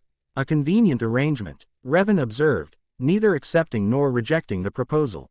The best kind, Mira agreed readily. You need transport and information about this era. I need access to Imperial research facilities and your friend's unusual abilities. Together we might answer questions about these anomalies while avoiding Imperial entanglements. Before discussions could proceed further, an alarm blared through the facility. Mira moved immediately to a monitoring station, her casual demeanor instantly replaced by focused intensity. Imperial probe droids, she announced grimly. 3 units. Standard search pattern. They must have tracked your energy signature despite the shielding. Her fingers flew across control interfaces. Automated defenses are engaging, but the same models have advanced self-preservation programming. If even one escapes to report, we'll handle it, Naruto stated decisively, already moving toward the exit. Where are they exactly? Mira projected a tactical display showing 3 mechanized units moving with insectoid precision across the planetoid's barren surface. Northern perimeter, approximately 2 kilometers from main entrance. Surface atmosphere requires breathing apparatus for humans. Not a problem for me, Scourge stated, joining Naruto. His Sith physiology could endure environments lethal to most humanoids. Take these. Mira tossed compact breathing masks to Naruto and Revan, who had also stepped forward. Communications integrated in the filtration system. The probes have thermal detection, motion sensors, and limited predictive analysis capabilities. Standard Imperial models carry self-destruct mechanisms to prevent capture. Understood, Revan acknowledged, securing her mask. We'll eliminate them without trace. Orgus, Drellic, remain here and prepare the ship for potential emergency departure if needed. The surface of the planetoid greeted them with bitter cold and caustic winds that scoured exposed skin. Naruto adjusted quickly, channeling chakra to maintain optimal body temperature while enhancing his senses to compensate for the disorienting environment. Beside him, Revan and Scourge moved, with similar adaptations through force techniques. 3 targets, spread in standard Imperial search formation, Revan noted, observing the probe droids through macrobinoculars. Designed for reconnaissance, not combat, but still dangerous if they alert reinforcements. I'll take the one on the far right, Scourge stated. Its position near the ridge provides optimal approach vectors for my abilities. I'll handle the center, Revan decided. Naruto, the left flank. Remember, complete neutralization with minimal energy signatures. These units are specifically calibrated to detect and record force usage patterns. Naruto nodded, already formulating his approach. While his shinobi training emphasized stealth and precision, his fighting style had evolved toward power and direct confrontation during the Fourth Great Ninja War. This mission required returning to basics, silent elimination without flashy techniques that might register on Imperial sensors. They separated, each approaching their designated target from optimal cover positions. Naruto moved like shadow across the rocky terrain, his footfalls silent despite the loose scree that would have betrayed a less experienced infiltrator. As he drew closer to his assigned probe droid, he studied its movement patterns, methodical, precise, with periodic hovering pauses for sensor sweeps. Its mechanical appendages extended and tracked as it collected samples and data, seemingly oblivious to his approach. Naruto knew better than to underestimate Imperial technology. These droids likely possessed sensor capabilities beyond anything from his era, potentially including limited force sensitivity if Myra's briefing on current Imperial technology was accurate. Direct chakra or force techniques might trigger immediate alarm protocols. Instead, he relied on pure physical skill, the foundation of shinobi training before chakra enhancement. When the droid paused for another sensor sweep, Naruto launched 3 standard shuriken with perfect precision. The throwing stars struck key sensor nodes, disrupting the unit's perceptual systems momentarily, just long enough for Naruto to close the remaining distance in a blur of speed. His kunai found the droid's central processing core with surgical precision, penetrating the armored casing at its weakest junction. Simultaneously, his free hand clamped over the droid's communication array, preventing the automatic distress signal. The mechanical construct shuddered once, emergency protocols attempting to initiate self-destruct sequences that Naruto had anticipated and severed with his strike. In the distance, he glimpsed Scourge dispatching his target with similar efficiency, the Sith Lord's centuries of experience evident in the economy of his movements. Revan's ACH proved more subtle yet equally effective, her target simply dropping from the air as if its power had been mysteriously drained. All targets neutralized, Scourge confirmed through their comm system. No transmissions detected. Bring the remains to facility entrance 3, Mira instructed through the same channel. I want to analyze their programming to determine search parameters and reporting protocols. This may not be a random patrol. They gathered the disabled droids and returned to the underground facility, where Mira immediately began disassembling the units for analysis. Her technical expertise became readily apparent as she extracted memory cores and connected them to specialized decryption equipment. Interesting, she murmured after several minutes of examination. These aren't standard Imperial probe droids. They're an advanced variant assigned to something called Project Fracture, according to their identification protocols. Her expression grew increasingly concerned as she delved deeper into the recovered data. They were specifically programmed to detect energy signatures matching the temporal distortion from your arrival. This wasn't a random patrol, they were hunting for you specifically. How could the Empire deploy targeted search parameters so quickly? Orgus questioned. We only arrived hours ago. Because from their perspective, you may have arrived weeks or even months ago. Mira replied, her theory clearly forming as she spoke. The temporal displacement likely affected not just your physical location but your relative position in the timestream itself. These probes have been searching this sector for some time based on predictive algorithms of where and when you might materialize. Which means they anticipated our arrival, Revan concluded darkly. Not just detected it after the fact. Precisely, Mira confirmed. Someone in Imperial research predicted the temporal anomaly that brought you here. They've been waiting for you. The implications settled heavily upon the group. Their situation had just become significantly more complex, not merely lost time travelers but anticipated arrivals in an Imperial trap spanning both space and time. We need to accelerate our departure, Revan decided. If these probes fail to report, reinforcements will follow standard Imperial protocols and investigate their last known coordinates. My ship is prepped and ready, Mira replied. But there's one more complication. She hesitated briefly before continuing. Based on the search patterns encoded in these probes, the Empire isn't just looking for your ship or general temporal anomalies. They're specifically calibrated to detect the unique energy signature produced when your friend here manipulates this chakra energy alongside force techniques. All eyes turned to Naruto, who processed this revelation with growing unease. They're hunting me specifically. How would they even know about chakra? It doesn't exist in this dimension naturally. Unknown, Mira admitted, but it suggests someone with knowledge beyond standard Imperial science is directing this operation. Possibly someone with access to interdimensions. Ional research or historical data beyond conventional records. The Sith Emperor, Scourge stated with grim certainty. If Palpatine truly is Sith as you claim, he would have access to ancient knowledge preserved through their traditions. Some Sith Lords documented encounters with extra-dimensional entities and energies. Regardless of how they know, our priority must be immediate relocation. Revan redirected the conversation pragmatically. Mira, you mentioned your vessel is ready for departure. What's our window before Imperial reinforcements arrive? 6 hours standard time, assuming worst-case response protocols. Mira calculated. We should be safely away within 4, including time to transfer essential equipment and supplies. Preparations proceeded with military efficiency. While Mira and Drellick secured critical research data and technical components, the others transferred medical supplies, weapons, and personal effects from the Aben Hawk to Myra's vessel, a modified Arvet-class ship of unfamiliar design that she called the Horizon's Edge. Unlike the venerable Aben Hawk with its lived-in character and historical significance, the Horizon's Edge represented cutting-edge technology of this new era. Its sleek lines and advanced systems spoke of significant customization beyond standard specifications, with particular emphasis on stealth capabilities and sensor countermeasures. Primary systems online and functioning at optimal parameters, Mira announced as they completed final preparations in the corvette's surprisingly spacious hold. Stealth Field Jenner. Edders charged and ready for immediate activation upon departure.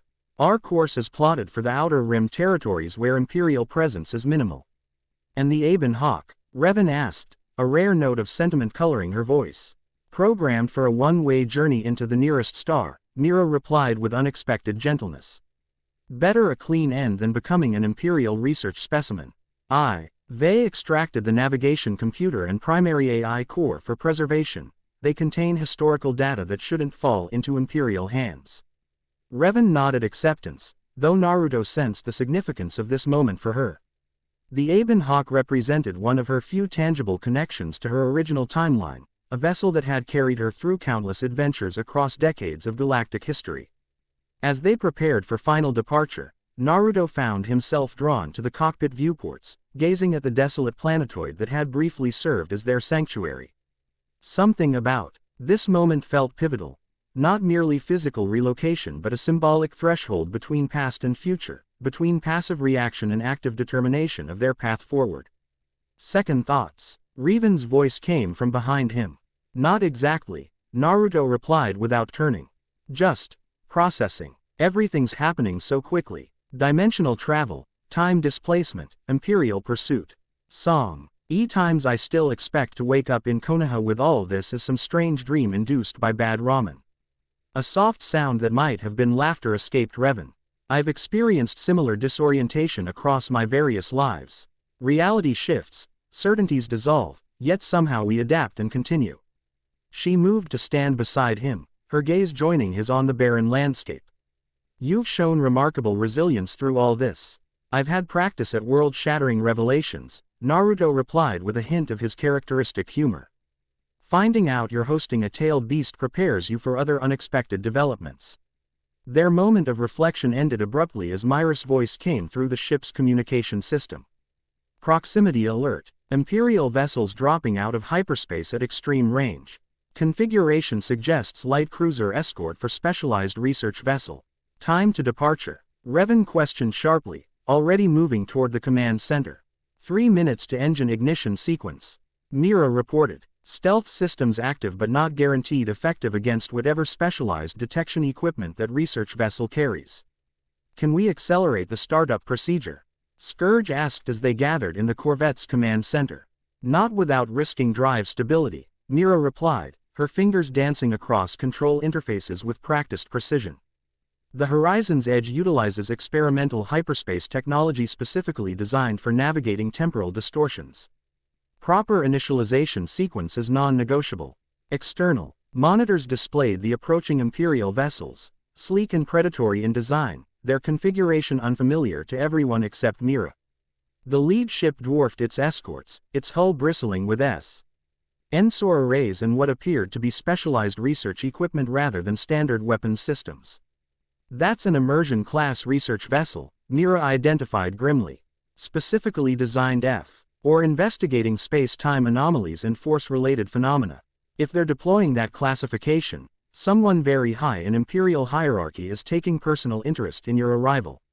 How much longer? Orgus asked, watching the distance between their position and the approaching vessels decrease with alarming speed. 2 minutes to minimum safe ignition parameters, Mira reported. Hail be within comprehensive sensor range in approximately 90 seconds. Then we need a distraction, Naruto decided. Something to confuse their sensors or delay their approach. The facility-wise automated defense grid is substantial, Mira acknowledged, but would only briefly inconvenience vessels of that classification. I wasn't thinking of conventional defenses, Naruto clarified. Quote, If they're specifically calibrated to detect my energy signature, perhaps we can use that to our advantage. Understanding dawned in Revan's eyes. Create a false positive elsewhere to draw their attention while we complete launch preparations. Exactly, Naruto confirmed. I can create shadow clones to generate chakra signatures away from our actual position. If they're as focused on my I see energy patterns as the probe droids suggested, it might buy us the time we need. Risky, Scourge observed. Creating such clones would require substantial energy output that might be detected immediately. Not if I create them now and send them out before the Imperial vessels are in range, Naruto countered. The initial energy spike will have dissipated by the time their sensors are active, leaving only the lingering chakra signatures of the clones themselves. Mira studied him with narrowed eyes. These shadow clones, they're physical duplicates capable of independent action at distance from yourself.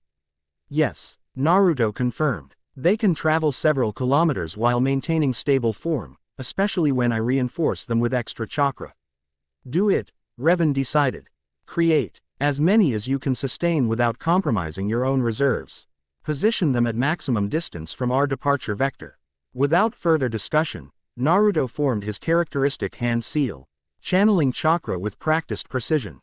20 shadow clones materialized in the corvette's hold, each a perfect duplicate down to the molecular level. Head northeast, he instructed them. Maximum dispersion pattern. Activate chakra flares at 5-minute intervals once in position. Maintain operations until dispelled or engaged.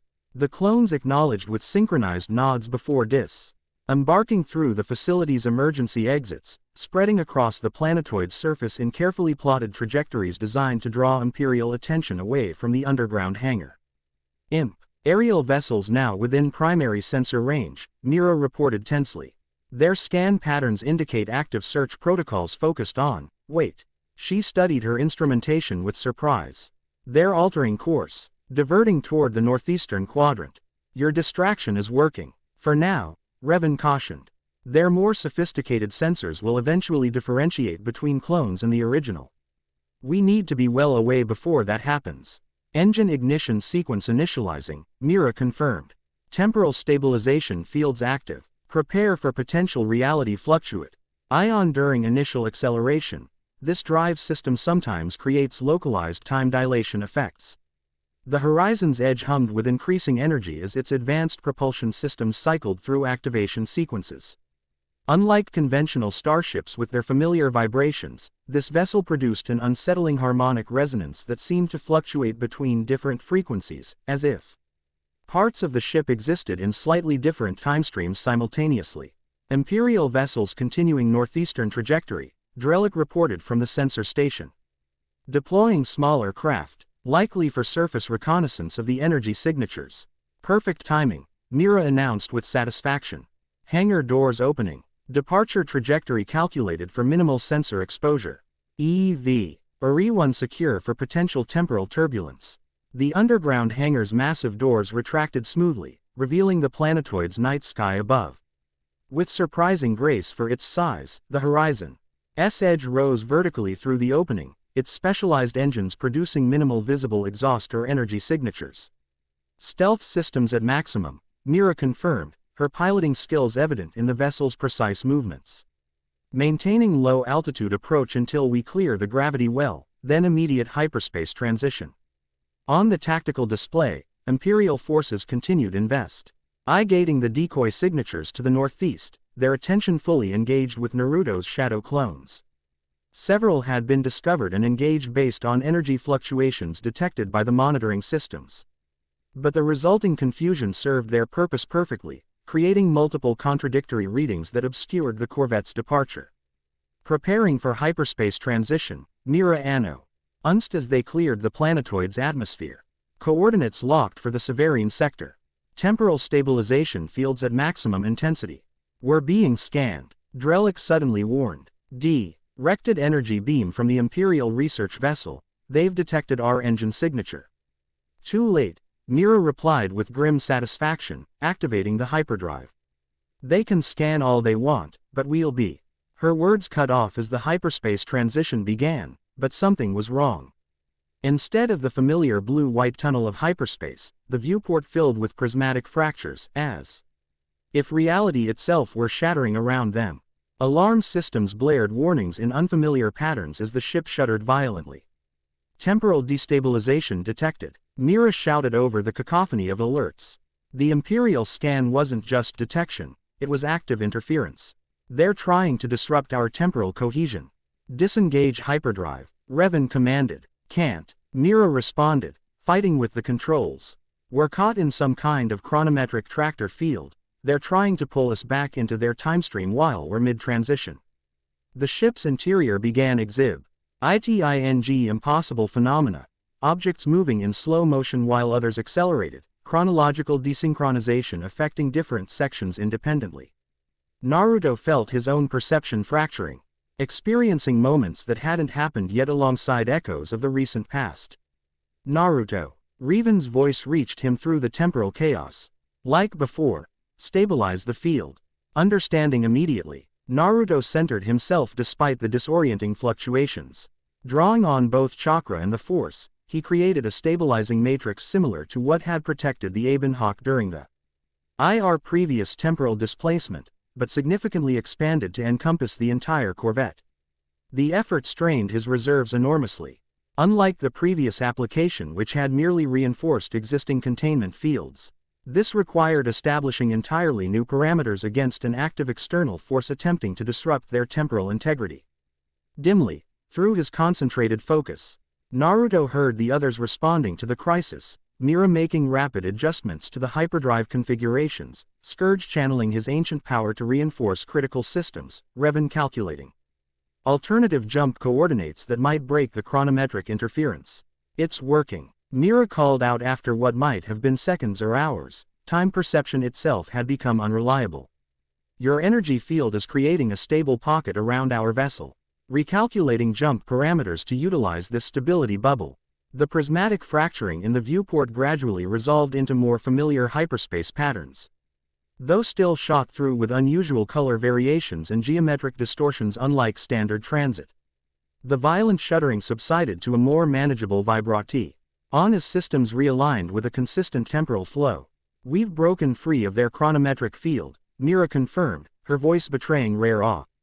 And more than that, we've achieved what my Arch suggested was theoretically possible but practically unattainable, controlled temporal navigation within hyperspace.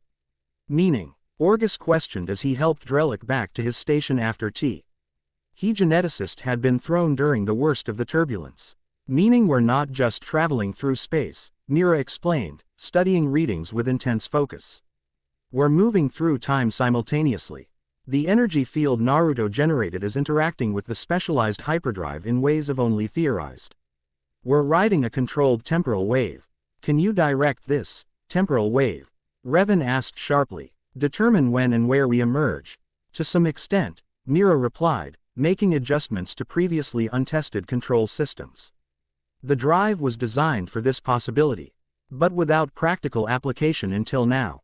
Based on current calculations, she paused, rechecking her instruments before continuing with a note of disbelief. We're moving forward through the time stream at an accelerated rate. If these readings are accurate, each minute of subjective time translates to approximately 3 standard months of objective time. The implications stunned everyone into momentary silence. Naruto, maintaining the stabilizing field with gradually decreasing effort as the ship's systems adapted to the new parameters, processed this development with a mixture of concern and fascination. Can you reverse the flow? He asked. Return us to our original time period. Theoretically yes, but practically not with current configurations, Mira admitted. This is uncharted territory. The best I can do is attempt to stabilize our temporal velocity and establish an exit point that doesn't tear the ship apart. How far forward are we moving?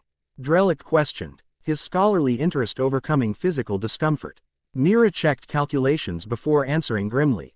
At current progression, we'll have moved approximately 20 to 25 standard years forward in time by the time I can safely disengage from hyperspace.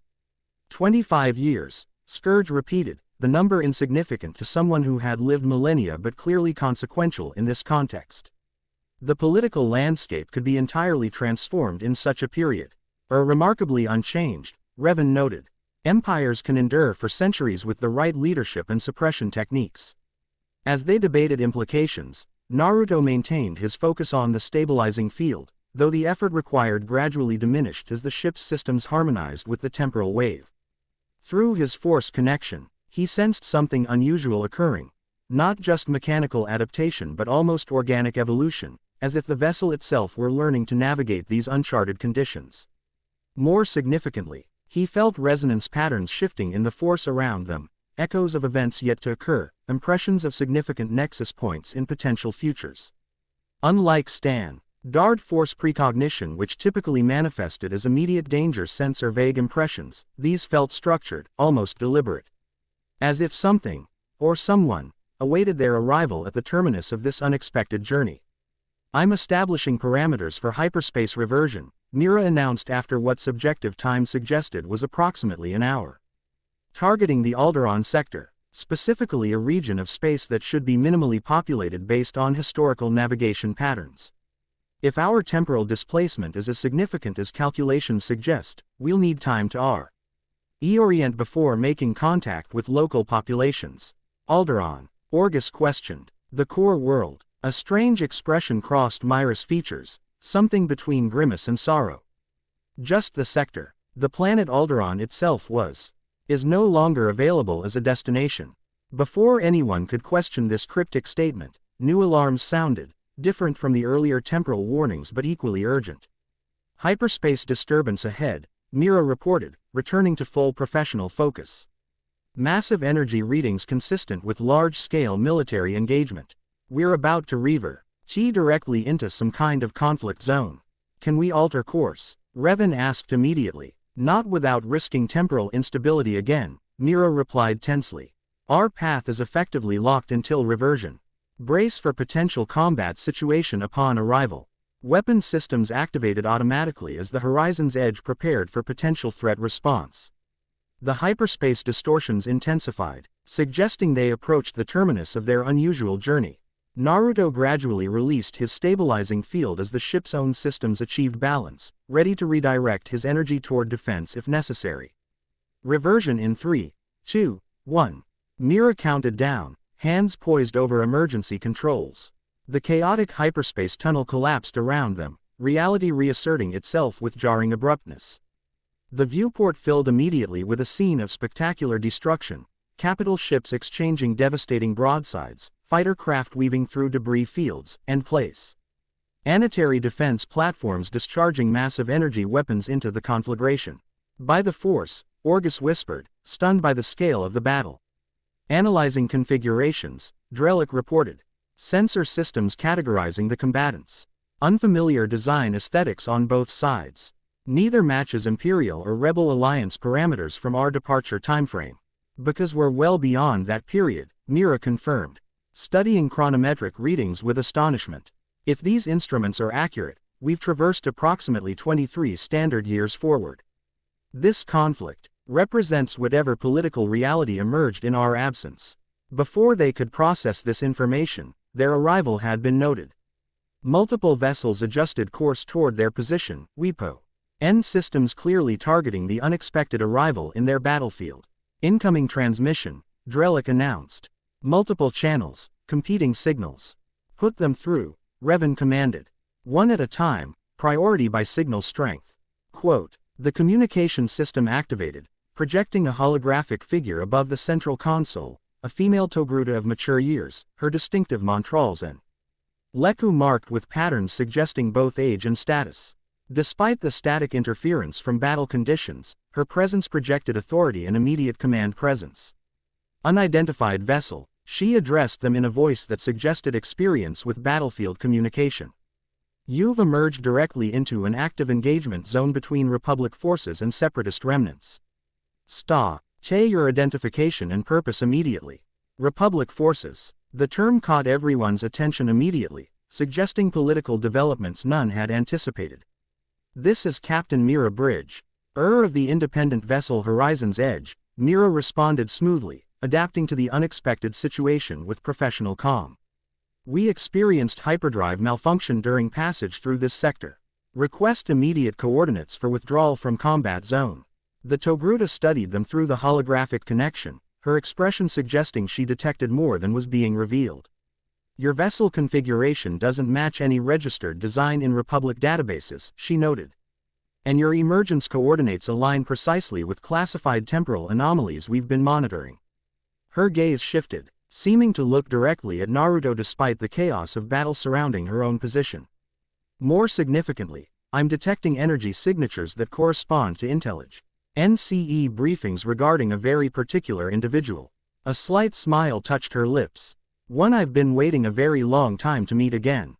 Again, Naruto questioned, stepping into the hologram's field of view. I don't believe we've met. Not yet, from your perspective, the Togruta replied cryptically. But temporal displacement tends to complicate conventional introductions.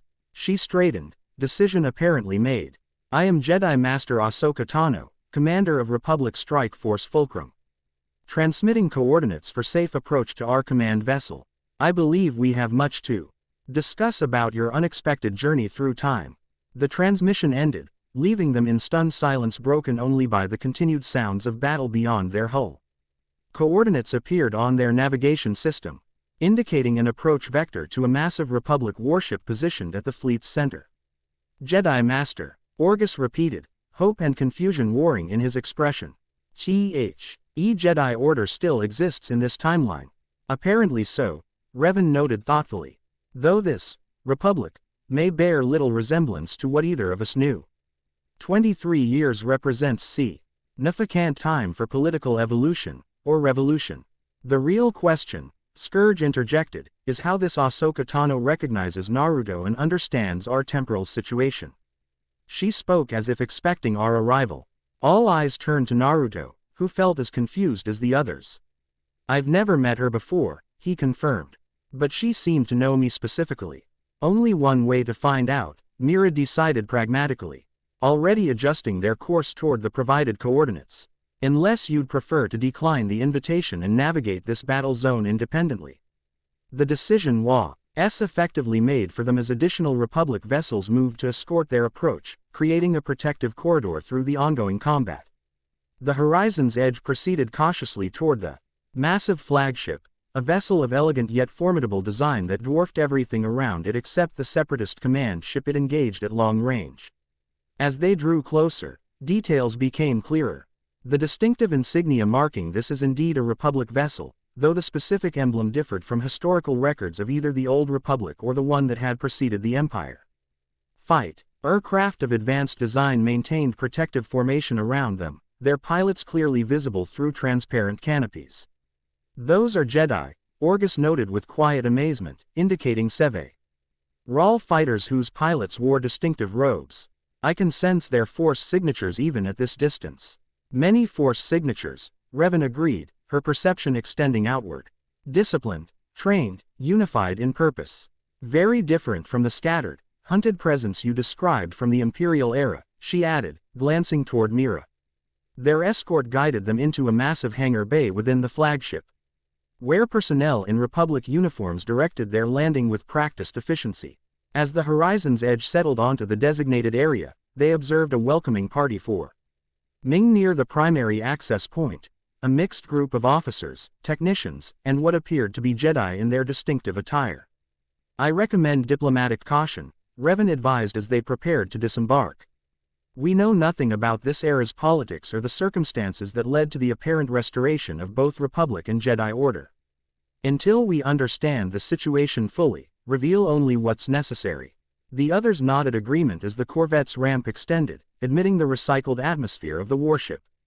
Despite potential dangers, Naruto felt an inexplicable sense of anticipation, as if the Force itself had guided their journey to this specific moment and place for reasons yet to be revealed. As they descended the ramp, the welcoming party parted to allow a single figure to step forward, the Togruta from the hologram, Ahsoka Tano. In person, she projected even greater presence and authority, her movements carrying the fluid grace of a lifetime warrior tempered by wisdom.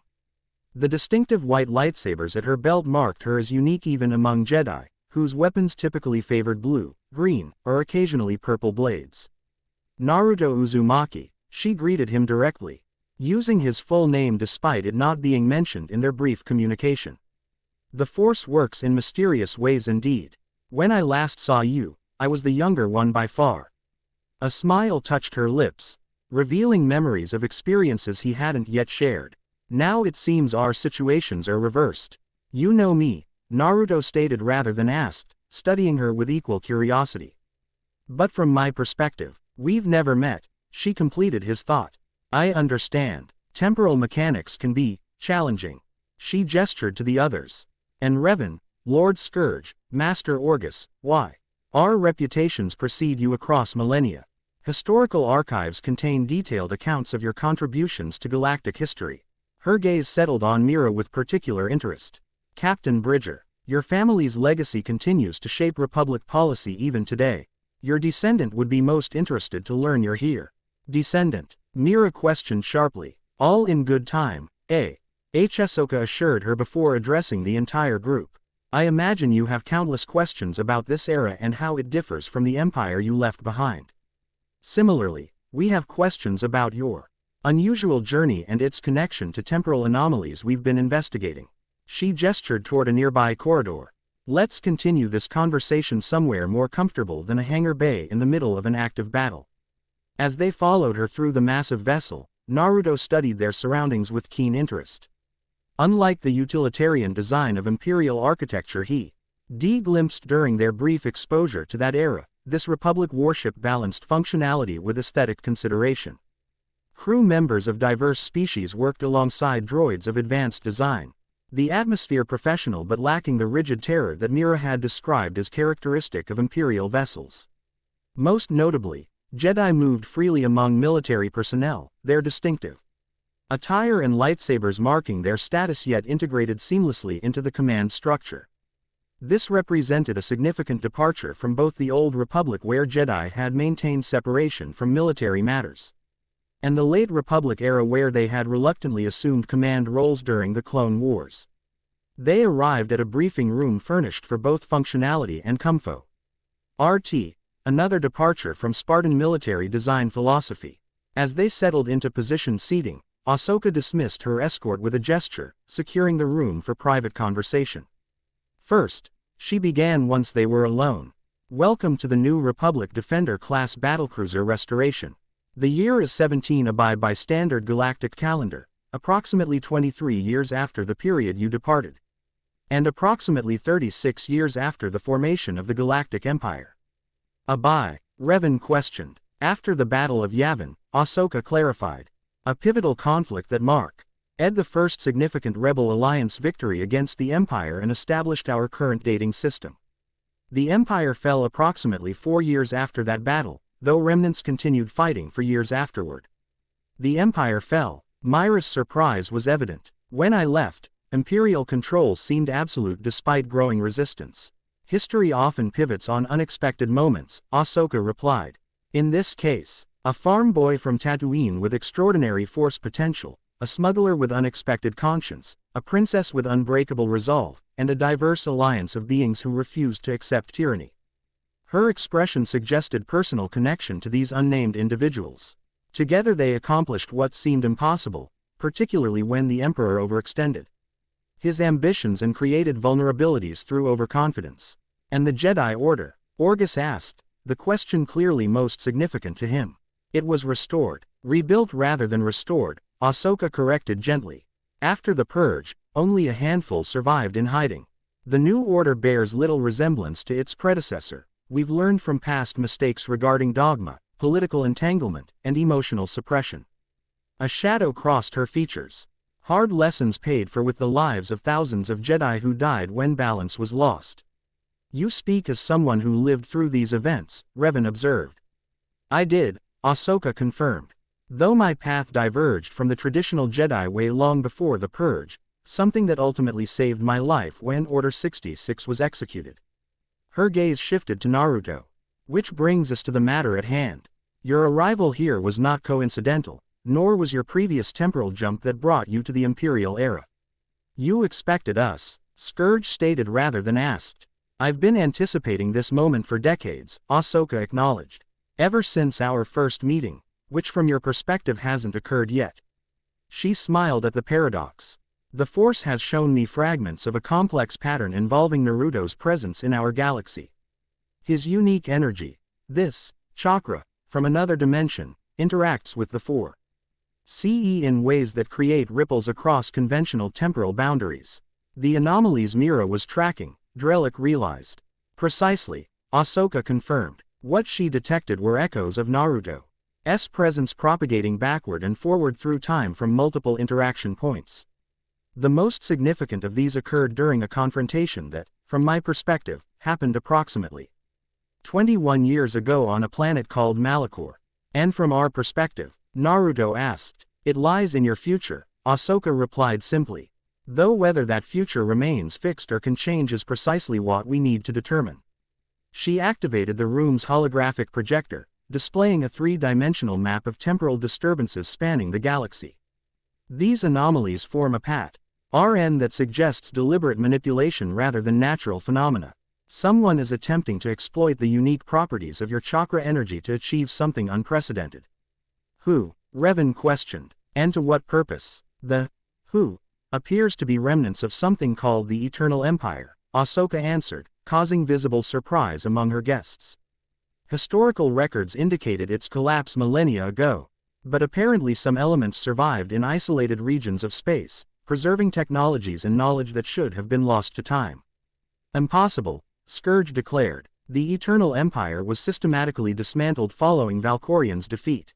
No significant remnant could have survived undetected for thousands of years. Under normal circumstances, I would agree, Ahsoka replied. But these are not normal circumstances. Our intelligence suggests these remnants existed in a state of suspended animation, perhaps in regions where temporal flow itself was artificially manipulated. They awakened only when they detected the unique energy signature created by Naruto's arrival in our galaxy. As for their purpose, she continued, adjusting the holograph. I see display to show a complex technological structure of unfamiliar design. They appear to be constructing what our scientists tentatively identify as a temporal focusing array, designed to channel and amplify specific energy frequencies across both space and time simultaneously. A weapon? Orgus asked. Potentially, Ahsoka acknowledged. Or a communication device, or a transportation system. Or something beyond our current understanding. What matters is that its activation correlates with catastrophic temporal disruptions in our historical records. Moments where reality itself seemed to fracture and rewrite. The implications settled heavily upon the group. Naruto processed this information with growing unease, recognizing his central role in whatever temporal crisis threatened this galaxy that had become his adopted home. You said we met before, or will meet, he addressed Ahsoka directly. What happened during that encounter that makes you so certain about these connections? Ahsoka's expression became distant, accessing memories decades old from her perspective. We fought together against a Sith Lord on Malachor, a confrontation that should have ended with my death according to the natural flow of events. But you appeared at a crucial moment, creating a temporary bridge between time streams that allowed an alternative outcome. Her hand unconsciously touched her side, where an old injury might have once been fatal. You told me then that you were from both another dimension and another point in time, and that we needed to prevent something called dimensional cola. PSE, by finding and stopping the Eternal Empire remnants. Did we succeed? Naruto asked. The battle on Malachor ended with partial victory, Ahsoka replied carefully. But the larger conflict continued. You disappeared shortly after, pulled back into your original time stream according to your explanation at the time. She met his gaze directly. You said our next meeting would occur when you arrived in this era with Revan and the others, and that together we would have to prevent the completion of the temporal array before it fractured reality beyond repair. This sounds like predestination, Revan observed. Events locked in place across time. Or a mutable timeline where certain nexus points remain consistent while details change, Ahsoka countered. The Force often shows multiple potential futures rather than a single fixed path. What matters is that we now stand at a critical juncture with an opportunity to prevent catastrophe. Before discussion could continue, alarms sounded throughout the vessel. A communication officer's voice came through the room's speakers with urgent professionalism. Master Tano, priority alert from forward elements. Separatist forces are Drawing from conventional engagement and regrouping around what appears to be a superweapon emerging from hyperspace. Energy readings correspond to theoretical models of temporal displacement technology. Timing suggests interesting implications, Ahsoka noted with grim humor. It appears our conversation will need to continue under combat conditions. She activated her command communicator. Quote, all Fulcrum units prepare for priority engagement. Alert New Republic command that we have confirmation of theoretical weapon scenario Oryx 7. She turned back to her guests. I apologize for the abrupt transition. But it appears the enemy has accelerated their timeline. If you're willing, your unique perspectives and abilities could prove invaluable in the coming confrontation. What exactly are we facing? Scourge demanded. Ahsoka activated a tactical display showing real-time sensor data from the ongoing battle. At its center, emerging from hyperspace with ponderous inevitability, came a construct of impossible proportions and alien design, a massive technological installation that somehow straddled multiple planes of reality simultaneously, parts of its structure appearing to phase in and out of normal space. That, she stated grimly, is what we believe to be the temporal focusing array, now apparently weaponized for combat application. If activated successfully, it could rewrite the timeline in ways that erase everything we've built since the Empire's fall. Possibly reality itself. The end. I hope you enjoyed this episode. Remember to subscribe and like this video. See you in the next video.